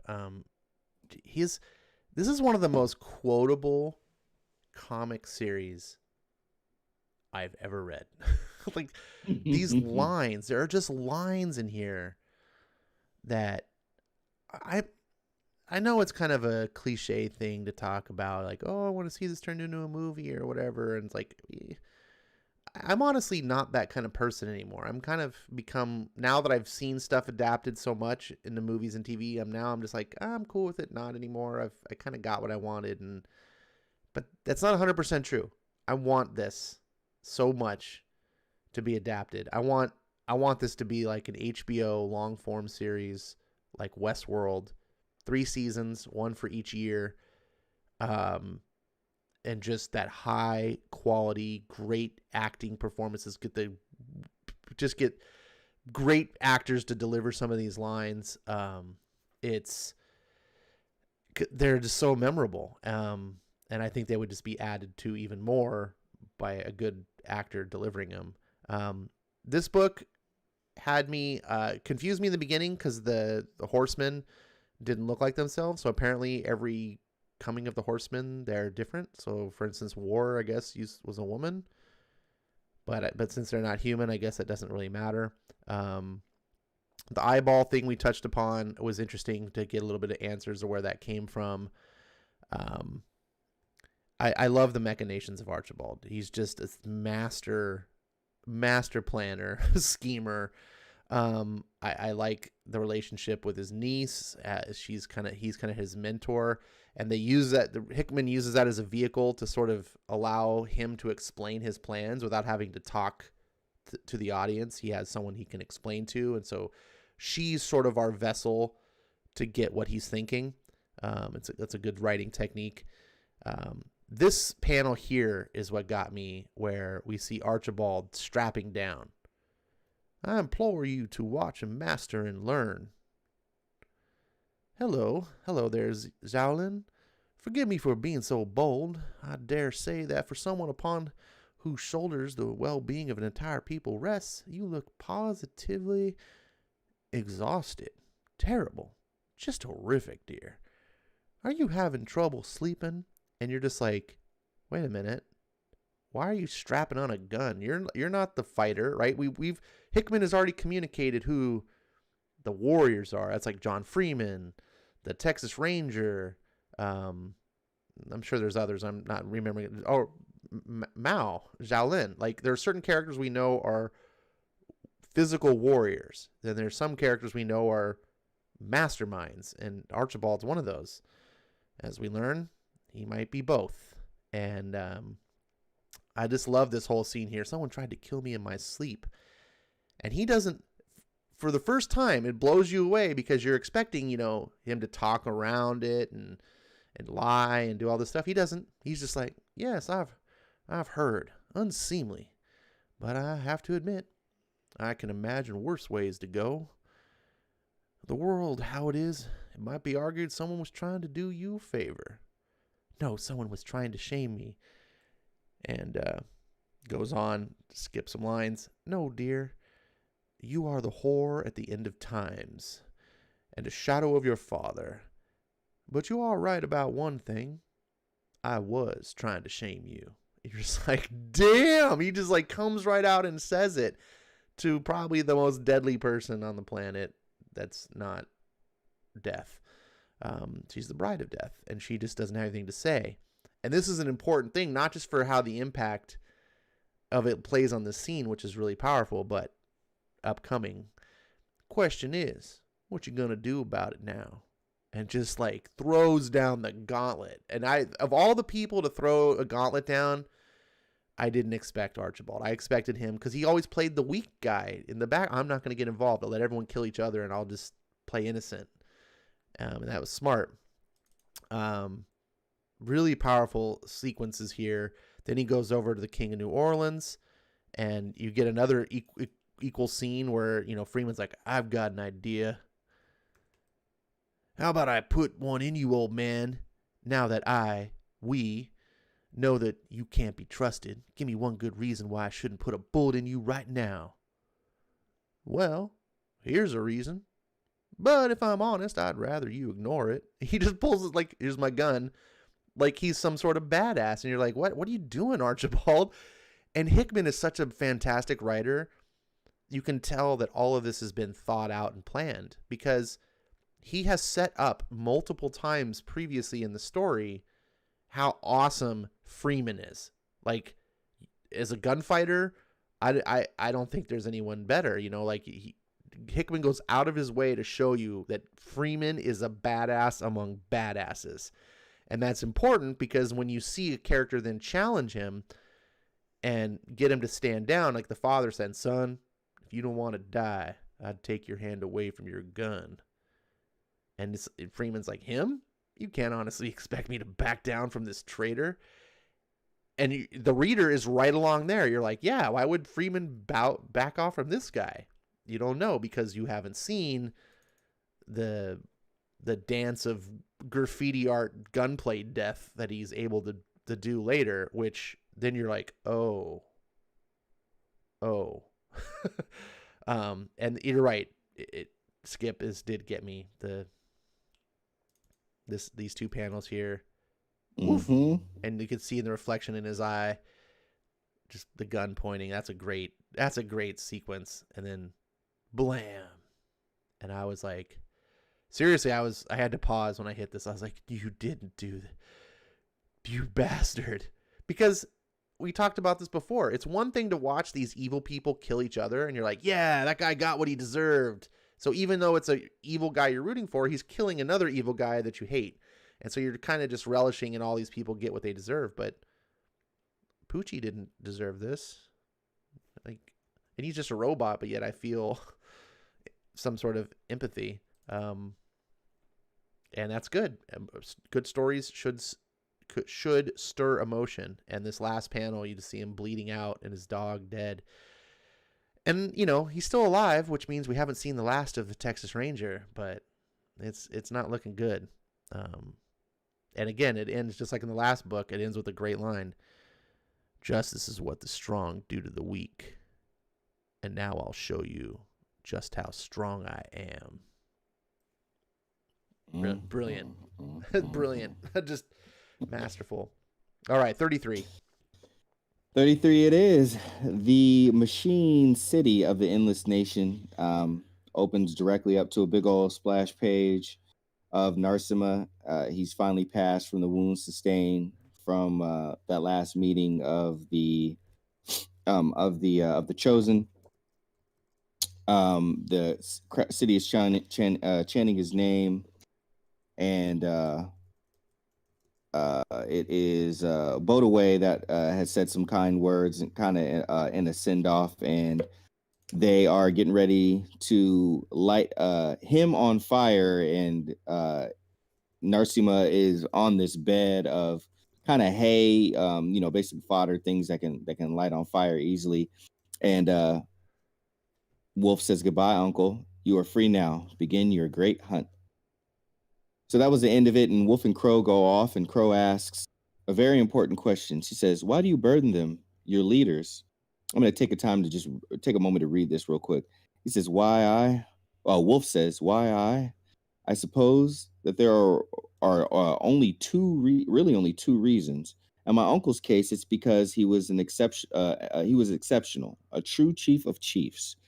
The pyre heralds his passing, and when the sky gods look down on the earth, they will see what we have done, marked this land to honor him, and for a moment remade the night into day. It says to them, 'Look here, this was a great man, but tonight, this is also more than that. It's also a beacon. It is a warning to our enemies that the spirit of Narsima lives on. It lives within his people and us, and our gaze will not waver.'" And "We are arriving at the gate" is a quote that it leaves off on, in one of those Widowmakers that is stationed with the Endless Nation, but obviously loyal to Mao and from the PRA, her land. They are there. "See us with the coming sun. We are here for the Union." Jonathan Hickman, number 33, A Signal to Fire. That's going to have multiple meanings. We're back at the White Tower, and guess what? Madam President LeVay and Doma Lux actually survived. I think it's like the White House, man. It could take a beating, Right? and keep on ticking. So she's Doma Lux is just kind of just punching past security right into the wine cellar. That's where her and LeVay are. She's kind of giving her a little bit of a war report. No pun there. That's about as straightforward as I could be. And right as she's looking at the screen, she sees that it is a full-on assault. The Endless Nation is right there at the gate, charging the White Tower. But they're off in the distance, actually, a little bit closer to it are more of the rebels. Some of the ones that it's a little bit of a flashback, actually, a little bit of a conversation that is happening, and there's a speech that occurs from one of the main protesters speaking to the mob. Guns are passed out, and they are closer even than the Endless Nation is. They are ready to charge the White Tower, and they begin to. We flash back to the people from the Endless Nation and some of their towers. So their spaceships, they stack up to the sky like totems. Now that the Endless Nation being obviously representatives for Native Americans, I loved how Nick Dragata had their, high technology still stacked to represent totems like the totem poles that some Native Americans are known to build. So I thought that was a really, really cool world building thing. Awesome idea that he did. There's conversations within there, basically them just talking about, a little bit about the message, but more so where they're at and should they forge or should they wait? Should they stay? Should they go? The Widowmakers do decide that it's time to fill Zhao Lin, who is the Mao, in on what they found. And as they walk back, they go ahead and they send a message. One of them, the main one, as it's saying, now I want y'all to remember there was a backstory that one of those Widowmakers was actually the lover of Doma Lux, who works with Madam President LeVay. So Doma Lux is not as loyal to President LeVay, Madam President LeVay as she thinks.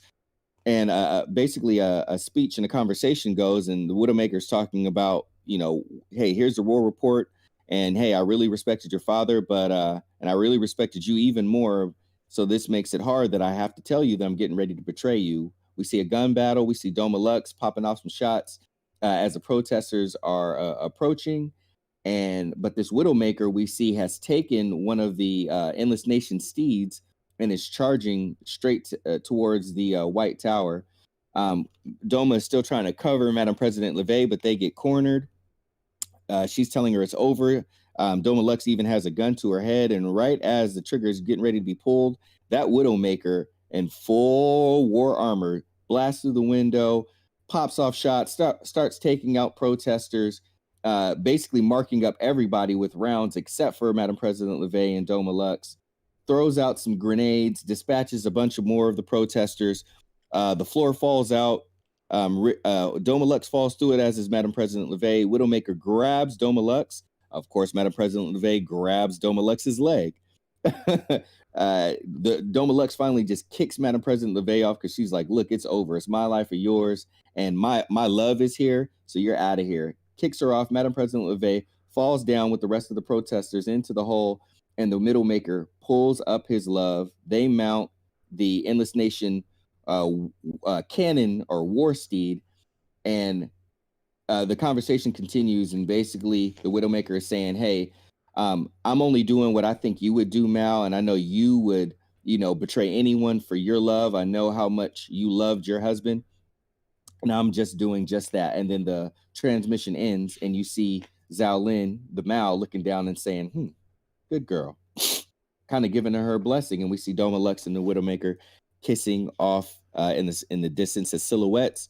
Madam President LeVay is not dead, very banged up, rises up and hears some voices, and sure enough, it's the protesters saying, "Look what we found over here. Just who I was looking for." Madam President LeVay, of course, tries to be presidential and urges them, "All right, shoot me. Go ahead and shoot me." And they're like, "Nope, we got something else in mind." We get a little bit of flashback to her talking to the horsemen, talking about how she does believe in the message and was even quoting it. And then we flash right back into present day. They have her tied up like a witch to a pole, and they got some fire. And then we get Wolf, the Wolf quote, come right back in. And Wolf says, "Another reason why we burn your leaders." It says another reason why you burn your. That was Crow. And another reason why you burn your leaders. What is it? And then Wolf replies, "Oh, that." And it shows Madam President LeVay being set on fire and crying the last bit of fluids to run from her body as she's being burned, the last things to cool her off as she's on fire. And Wolf says, "We burned them because they had it coming." The end of that issue. Every Ash? issue just ends in this awesome line. I love it. This was another powerful issue. I loved the Widowmaker subplot. Each of these books have so many things going. You can talk about so many different parts. None of it's unimportant, but some of it is more standout than others. I liked that they were celebrating. You're right. Last we saw, the train was going to be crashing into the tower. But of course, LeVay survives. And does she learn her lesson, though? That's the thing. These evil people, do they go, man, maybe we should change our ways? Nope. And she's drinking this wine. And she says, you have to try this. I had the staff empty out the presidential wine cellar, and these are some of the rarest vintages known to man. Now, I know what you're thinking. Antonia, you never drink. I know, but apparently security cannot guarantee successful lockdown below the 30th floor. And the cellar is on the 19th floor. Well, I will pour it out on the floor before I let those ungrateful, filthy people taste one single drop. So she's literally drinking the most expensive, rarest wine on the planet because she absolutely she abhors the idea of the lessers getting their hold of this wine. Like, it's it's such a great character moment to express just how what a supremacist like this, what an elite narcissist that she is. And then Dome was like, yeah, about that. I'm not sure your protesters, rioters, whatever, are the real problem. And that's where we get to the military or the resistance group coming in. And she's like, God damn it. She throws the wine and, you see Doma's face. And just, again, yeah, she's true to her word. She'd rather spill it on the floor. We get a nice revenge arc here for that rebel girl that we were introduced a few books earlier, which here she is. She was the one that was set free. And you just know it's all going to come back to haunt. LeVay let this girl go to warn. She's not dead, and she would rather die, and she, than continue on. She says here, we will live or die on our feet with your boot no longer on our necks. And that's her whole mantra, and she's swaying the resistance. Echo everything that you said about the totems. I love these. I think it's such a great artistic choice. Great world building. Let's see. Pass through here. So we get to the story here where, the Widowmaker breaks free from his partner. I'm not sure if it was a guy or a girl, though. I could never really tell what the gender. I'm assuming it's a guy. But I don't think it ever was really clear. Right. And, you could see he's about to make his recording. Be-doop. And he starts crying. And you're like, Sacred Mao, it is. And you're like, wait, why is he crying? And then he bonk. And you're like, what the heck's going on? He's like, what the? And he hits in, the horse thing. And he's like, oh. And I did not understand what I was reading right here. But this is all intentional. This is another part of Hickman's masterful writing. You're supposed to be confused at what's going on. And we get fast forward to Mao. What is it? She's handed a recording. And just like, play it. And that's where we get, this is the explanation now of the confusion. So Hickman confuses you, makes you go, what the heck's going on? And then before you have a chance to really wait very long, he's like, here's the answer. Here's what's going on. And then we, Sacred Mao, it is with a heavy heart that I make this report. Your family lifted me, and you've already said all this, so I won't go through it, but it reads really well. And you can just see the emotion of like, you've given me everything. I never thought there could be something I believed in more than your great house. Your father showed me my calling. And this is great narrative over action. I love when this is done right. A lot of writers do this in comics today because they think that's how to be a good writer. And this is just a tool. You have to use it correctly. And Hickman does. He gave me a place. We see the action scenes going on, fighting off the resistance. And you, Zalian, you gave me a purpose. And, just the epic shots of just riding in on horseback. The fighting's going on. Doma's like, I'm sorry, Antonia, it's over. No! You can see the throngs of people and just, it's hopeless, but coming in. And it's just that great, epic, heroic savior moment that, I don't know, it rings true to me. I love events like this in stories. It reminds me of things like one of the most misunderstood movies of all time. One of my favorites, M. Night Shyamalan's The Village. There's a scene moment where, if you've seen the movie, you know what I'm talking about. Also, Interstellar by Christopher Nolan, the end of that film.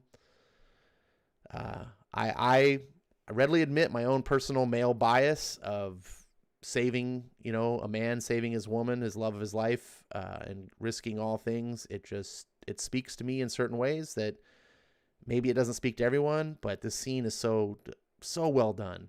I swear I thought I would die in your service. I believed I would die for you, but I was wrong. It just the sheer violence, the whole dichotomy of this message, which is about love, is the whole purpose of why this message is, and then the utter just death and violence is a backdrop of it. I found something else, a higher cause. For a while, I thought I could serve you both. But the world, this fucking world, has a way of putting you to the test, of making you choose. So forgive me, Mao, but I choose her. And it's just so poetic. And then you reveal who it is the whole time. I've got you. Hey, you. Hold on. And I understand that my decision might come with a price. And if my betrayal demands a response, kick. Please know that I really didn't have a choice. I only did what I thought you would do. Good girl. So it is a girl, I think, actually. That probably confirms to me that it's not a guy. There we go. But I don't think that's really important for the story thing. And just fantastic. And you get actually two stories in one, because you also get to see the end of LaVey, essentially, and the revenge of the thing. And this is sort of just the epilogue. It tells you what happens. I've talked long enough about this book. It's fantastic. Again, brilliant. I don't know if this is my favorite volume so far of the series, but it's the one that I've felt most like, okay, I am sold now. If I wasn't before, I'm absolutely sold on East of West now. Like, man, I love this book. 34. 34, and into it we go.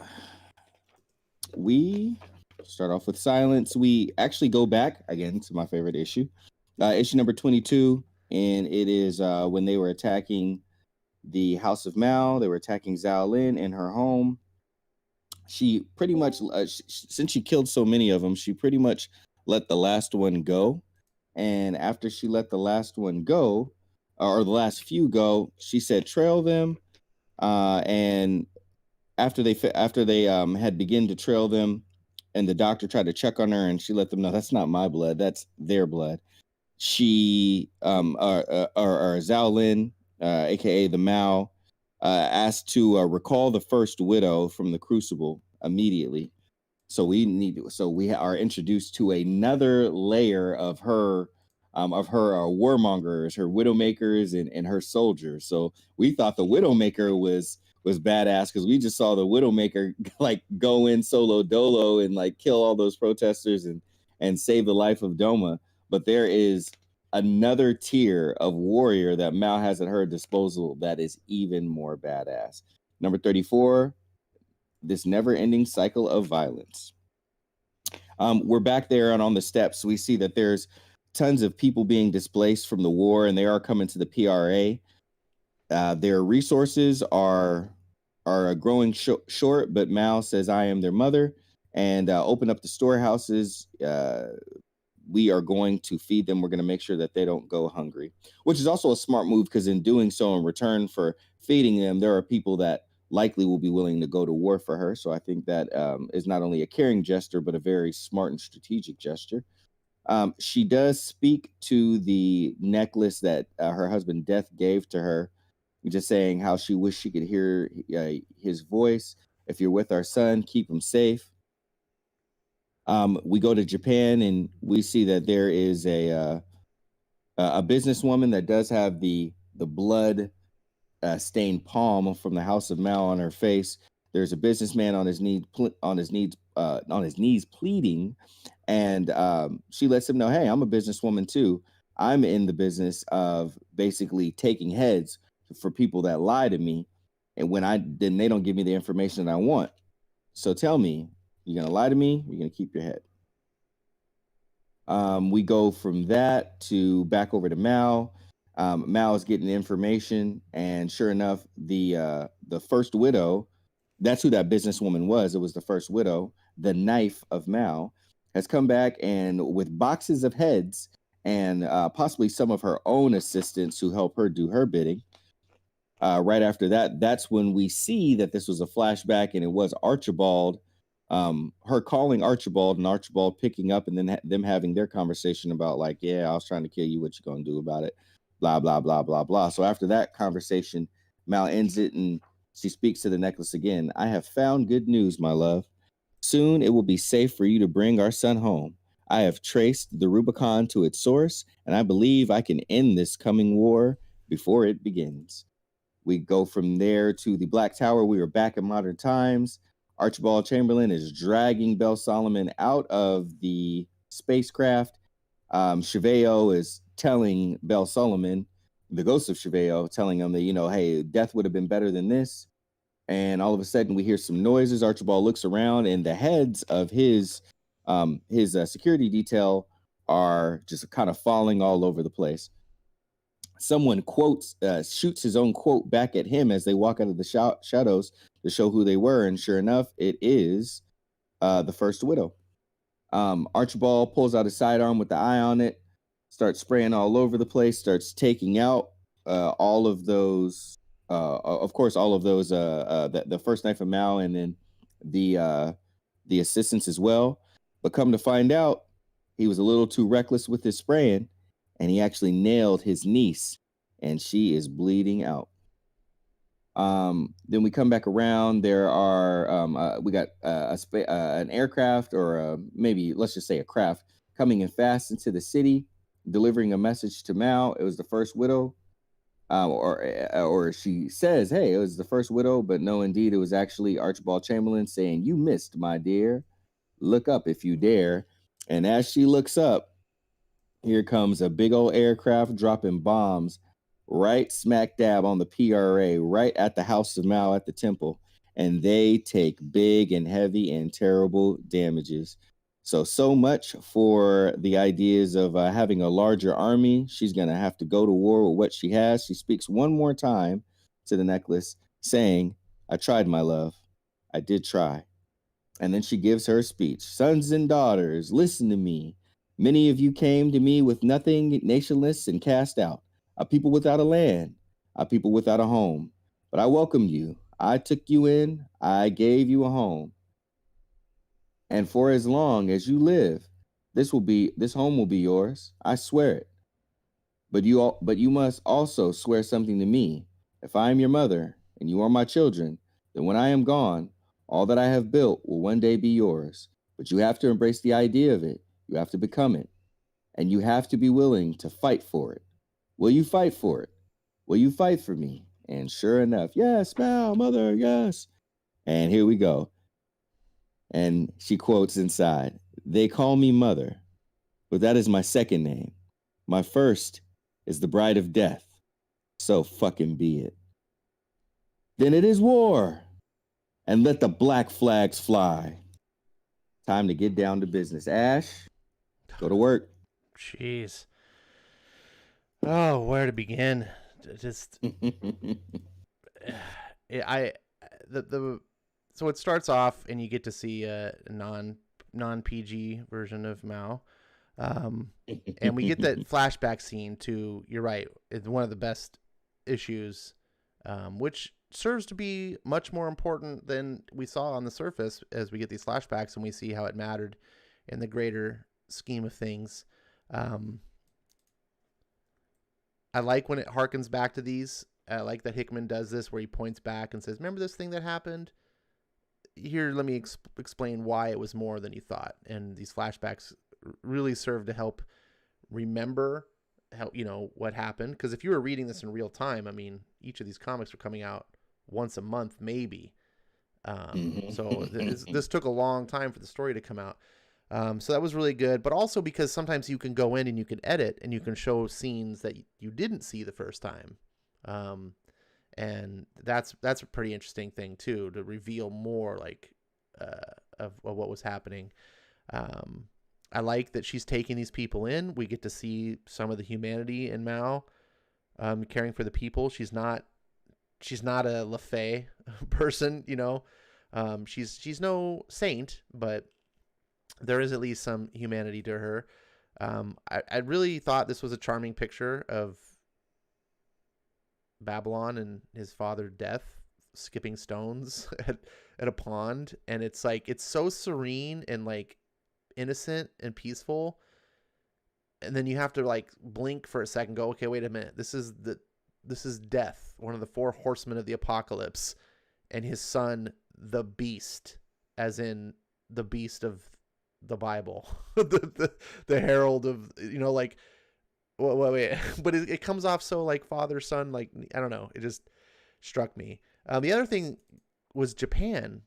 You tend to forget that there's another world, like there's other countries outside the U.S., because this book is so U.S. centric, and there's, I think, seven nations. Believe so. In America, the American continent, I should say. But you're like, oh yeah, there's Japan, which also means that there's Asia and Europe and Africa and South, like this whole other parts of the world that we never even get exposed to. This isn't the first time we've been to Japan, but it's just interesting that they're like, oh yeah, that does exist. There was a cool scene here that I really liked. Let's see, right before here. Oh yeah, so the Widowmaker, or no, what was she? The first widow? Yeah. And she comes back and, you know, says that her plan was a success, and she brings back all the heads and everything. And, you know, she asked for permission, and Maug says it's given.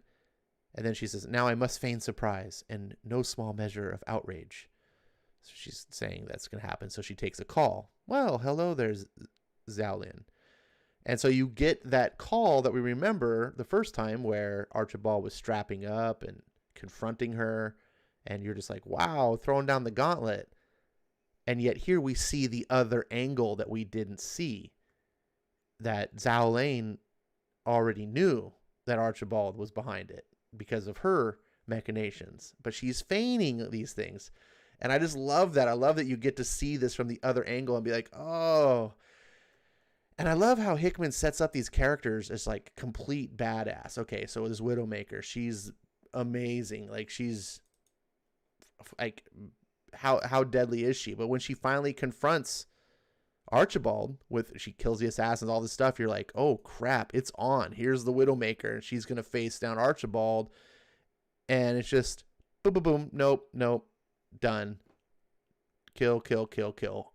It's not even a contest, and you're just like, oh. And the whole purpose of that isn't to show you that the Widowmaker was weak. It's to reinforce you that Archibald is that powerful, that you didn't, you know, and that contrast is very important, and you get it without any exposition. You don't need Hickman to tell you that Archibald is awesome. You saw it for yourself. I like that type of storytelling technique. I thought when I got to this page on this last panel, and he says, "You missed, my dear. Look up if you dare." I paused right here. I was like, oh no. And I held my breath for a second, and I was like, and then you turn the page, and just, what a beautiful transition. I mean, beautiful in its horror, but it's just like, oh, and you can just see the bombs drop floating, and you're like, what do you do? You can't dodge that. It's like dodging the rain. And you know, Xiaolin is just crying out to raise the shields up. It's just, what I don't understand is how she survived. This was a little throw me off here. The bombs are coming. We see this. I wish I would have got a little bit like, what happened? Why are you alive?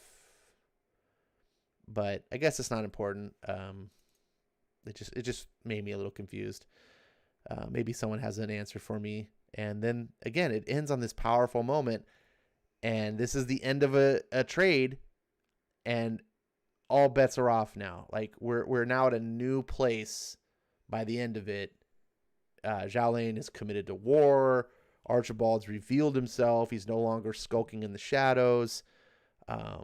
It's things are coming to a head, and there's all these meaningful stories, little sub stories that are happening within that are fun to read, and they also serve the greater purpose. But then the main narrative is also chugging along, and I'm as gripped as ever to find out what's going to happen next.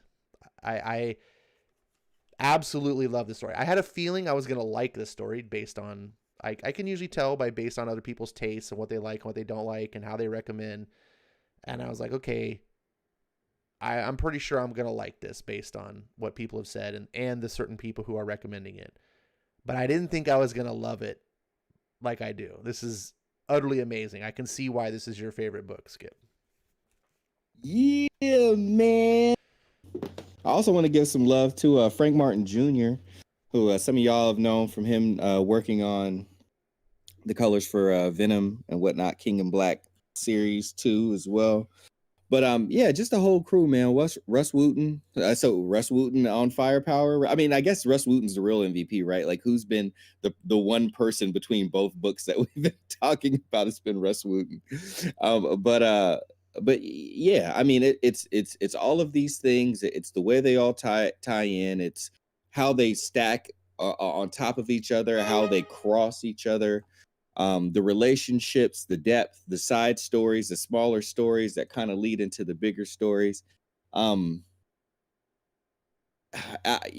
yeah, I mean, I'm glad, you know what, but you said it earlier, and I kind of knew that this moment was coming at the end of this stream. You had spoken in a tone about East of West at a level that you hadn't spoken about before. So as you come along and you're saying that you love this series, you know, I wasn't expecting you to, and if you didn't, you know, that would have been fine by me. I respect how you feel about, you know, the books that you read. Everybody's got their own relationship with the content that we consume.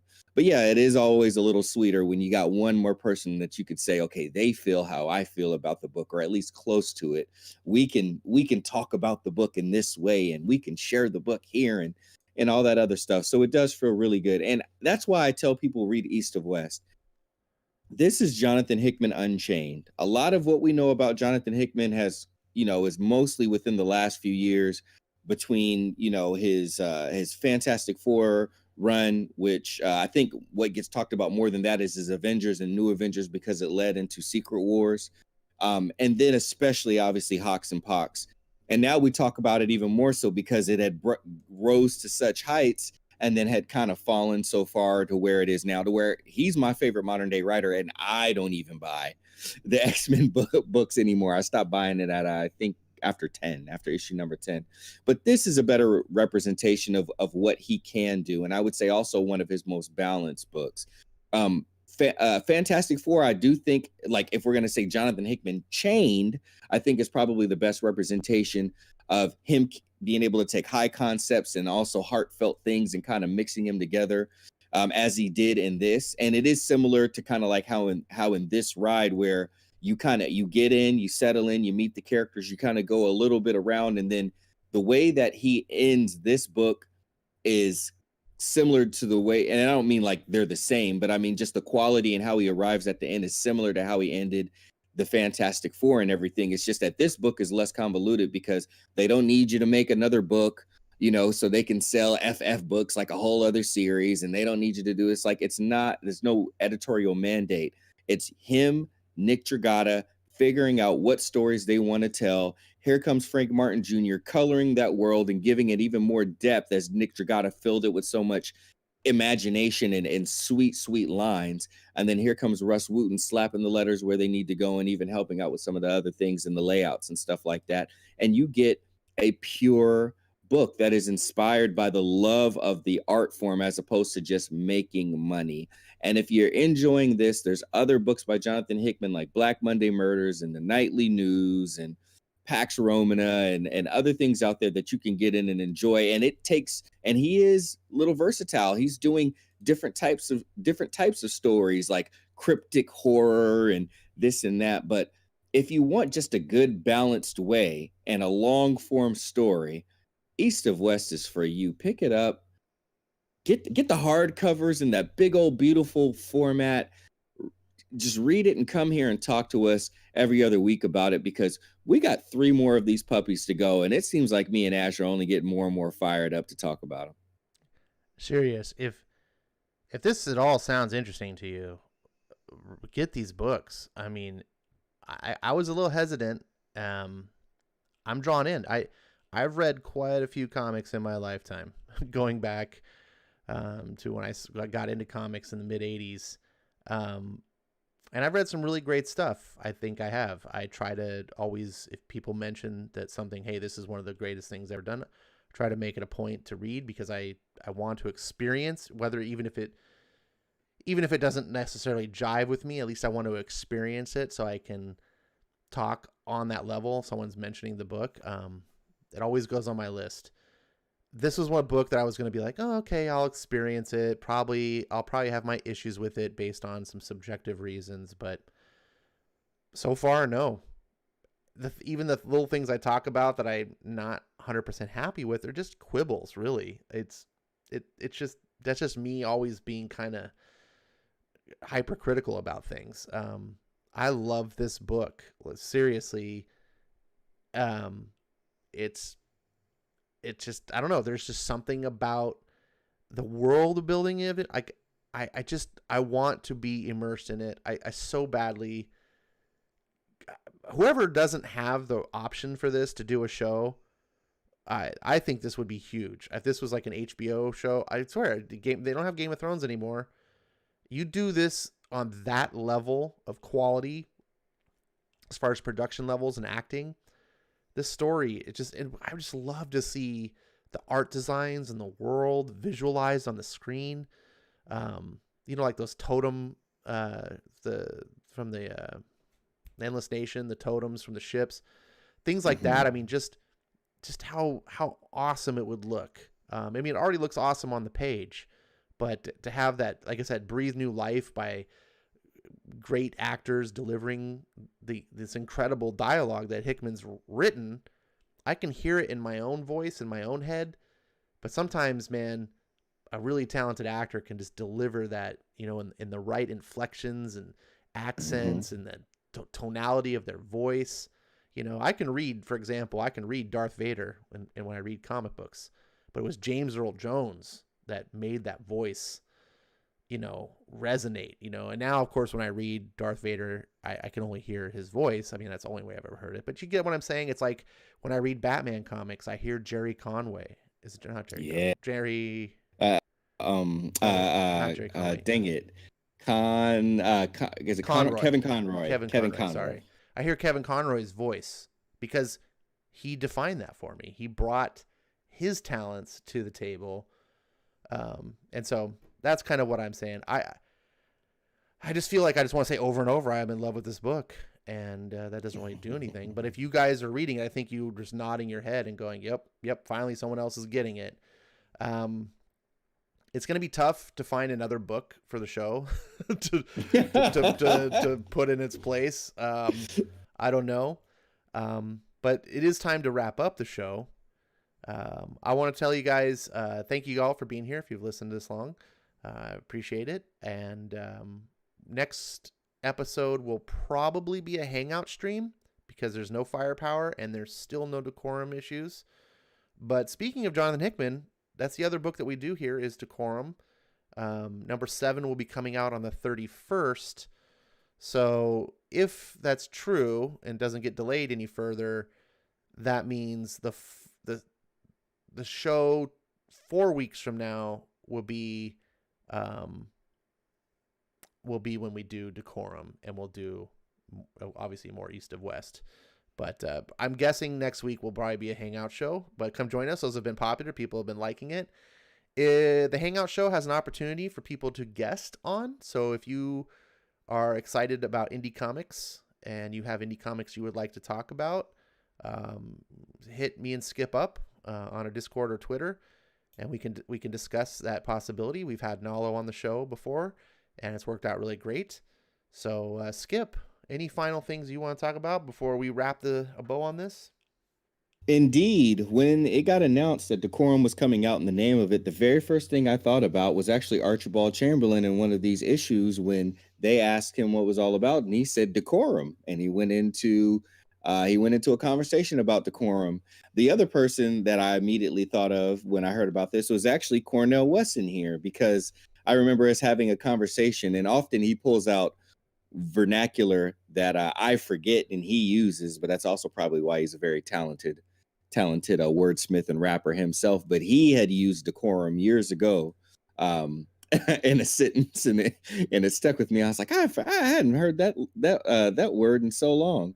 Actually, I hadn't. Well, it hadn't been that long, but I hadn't heard it or read it, I guess, since I'd read it in East of West. So we got a few ties in here to Decorum, and sure enough, the last comic book series that me and Cornell West talked about, because we're both buying and reading, is Decorum. So we got a lot of similarities and things. And same thing, as you read Jonathan Hickman more and more, you hear wanting a lot. He likes to use that word, and he likes to use some other terms. And when I first read Decorum, Madam, what is her name? Anyway, the assassin lady in Decorum, I was like, oh, she's kind of like a female Archibald a little bit. Like, she's all silver tongued and, and appropriate, and whatnot. So, yeah, just really, really cool to have all of y'all join us. It's always a pleasure to see the chat, going off as it usually does, especially earlier on when it's not so late and we're not keeping y'all up. But again, we really appreciate y'all being here. Please, people that are interested, RSVP for the Hangout stream. Of course, Nalo is always a great guest to have on. Dude's just a wealth of information, and he and I like a lot of the same books, so I'm sure we'll be talking about Dan Waters on there.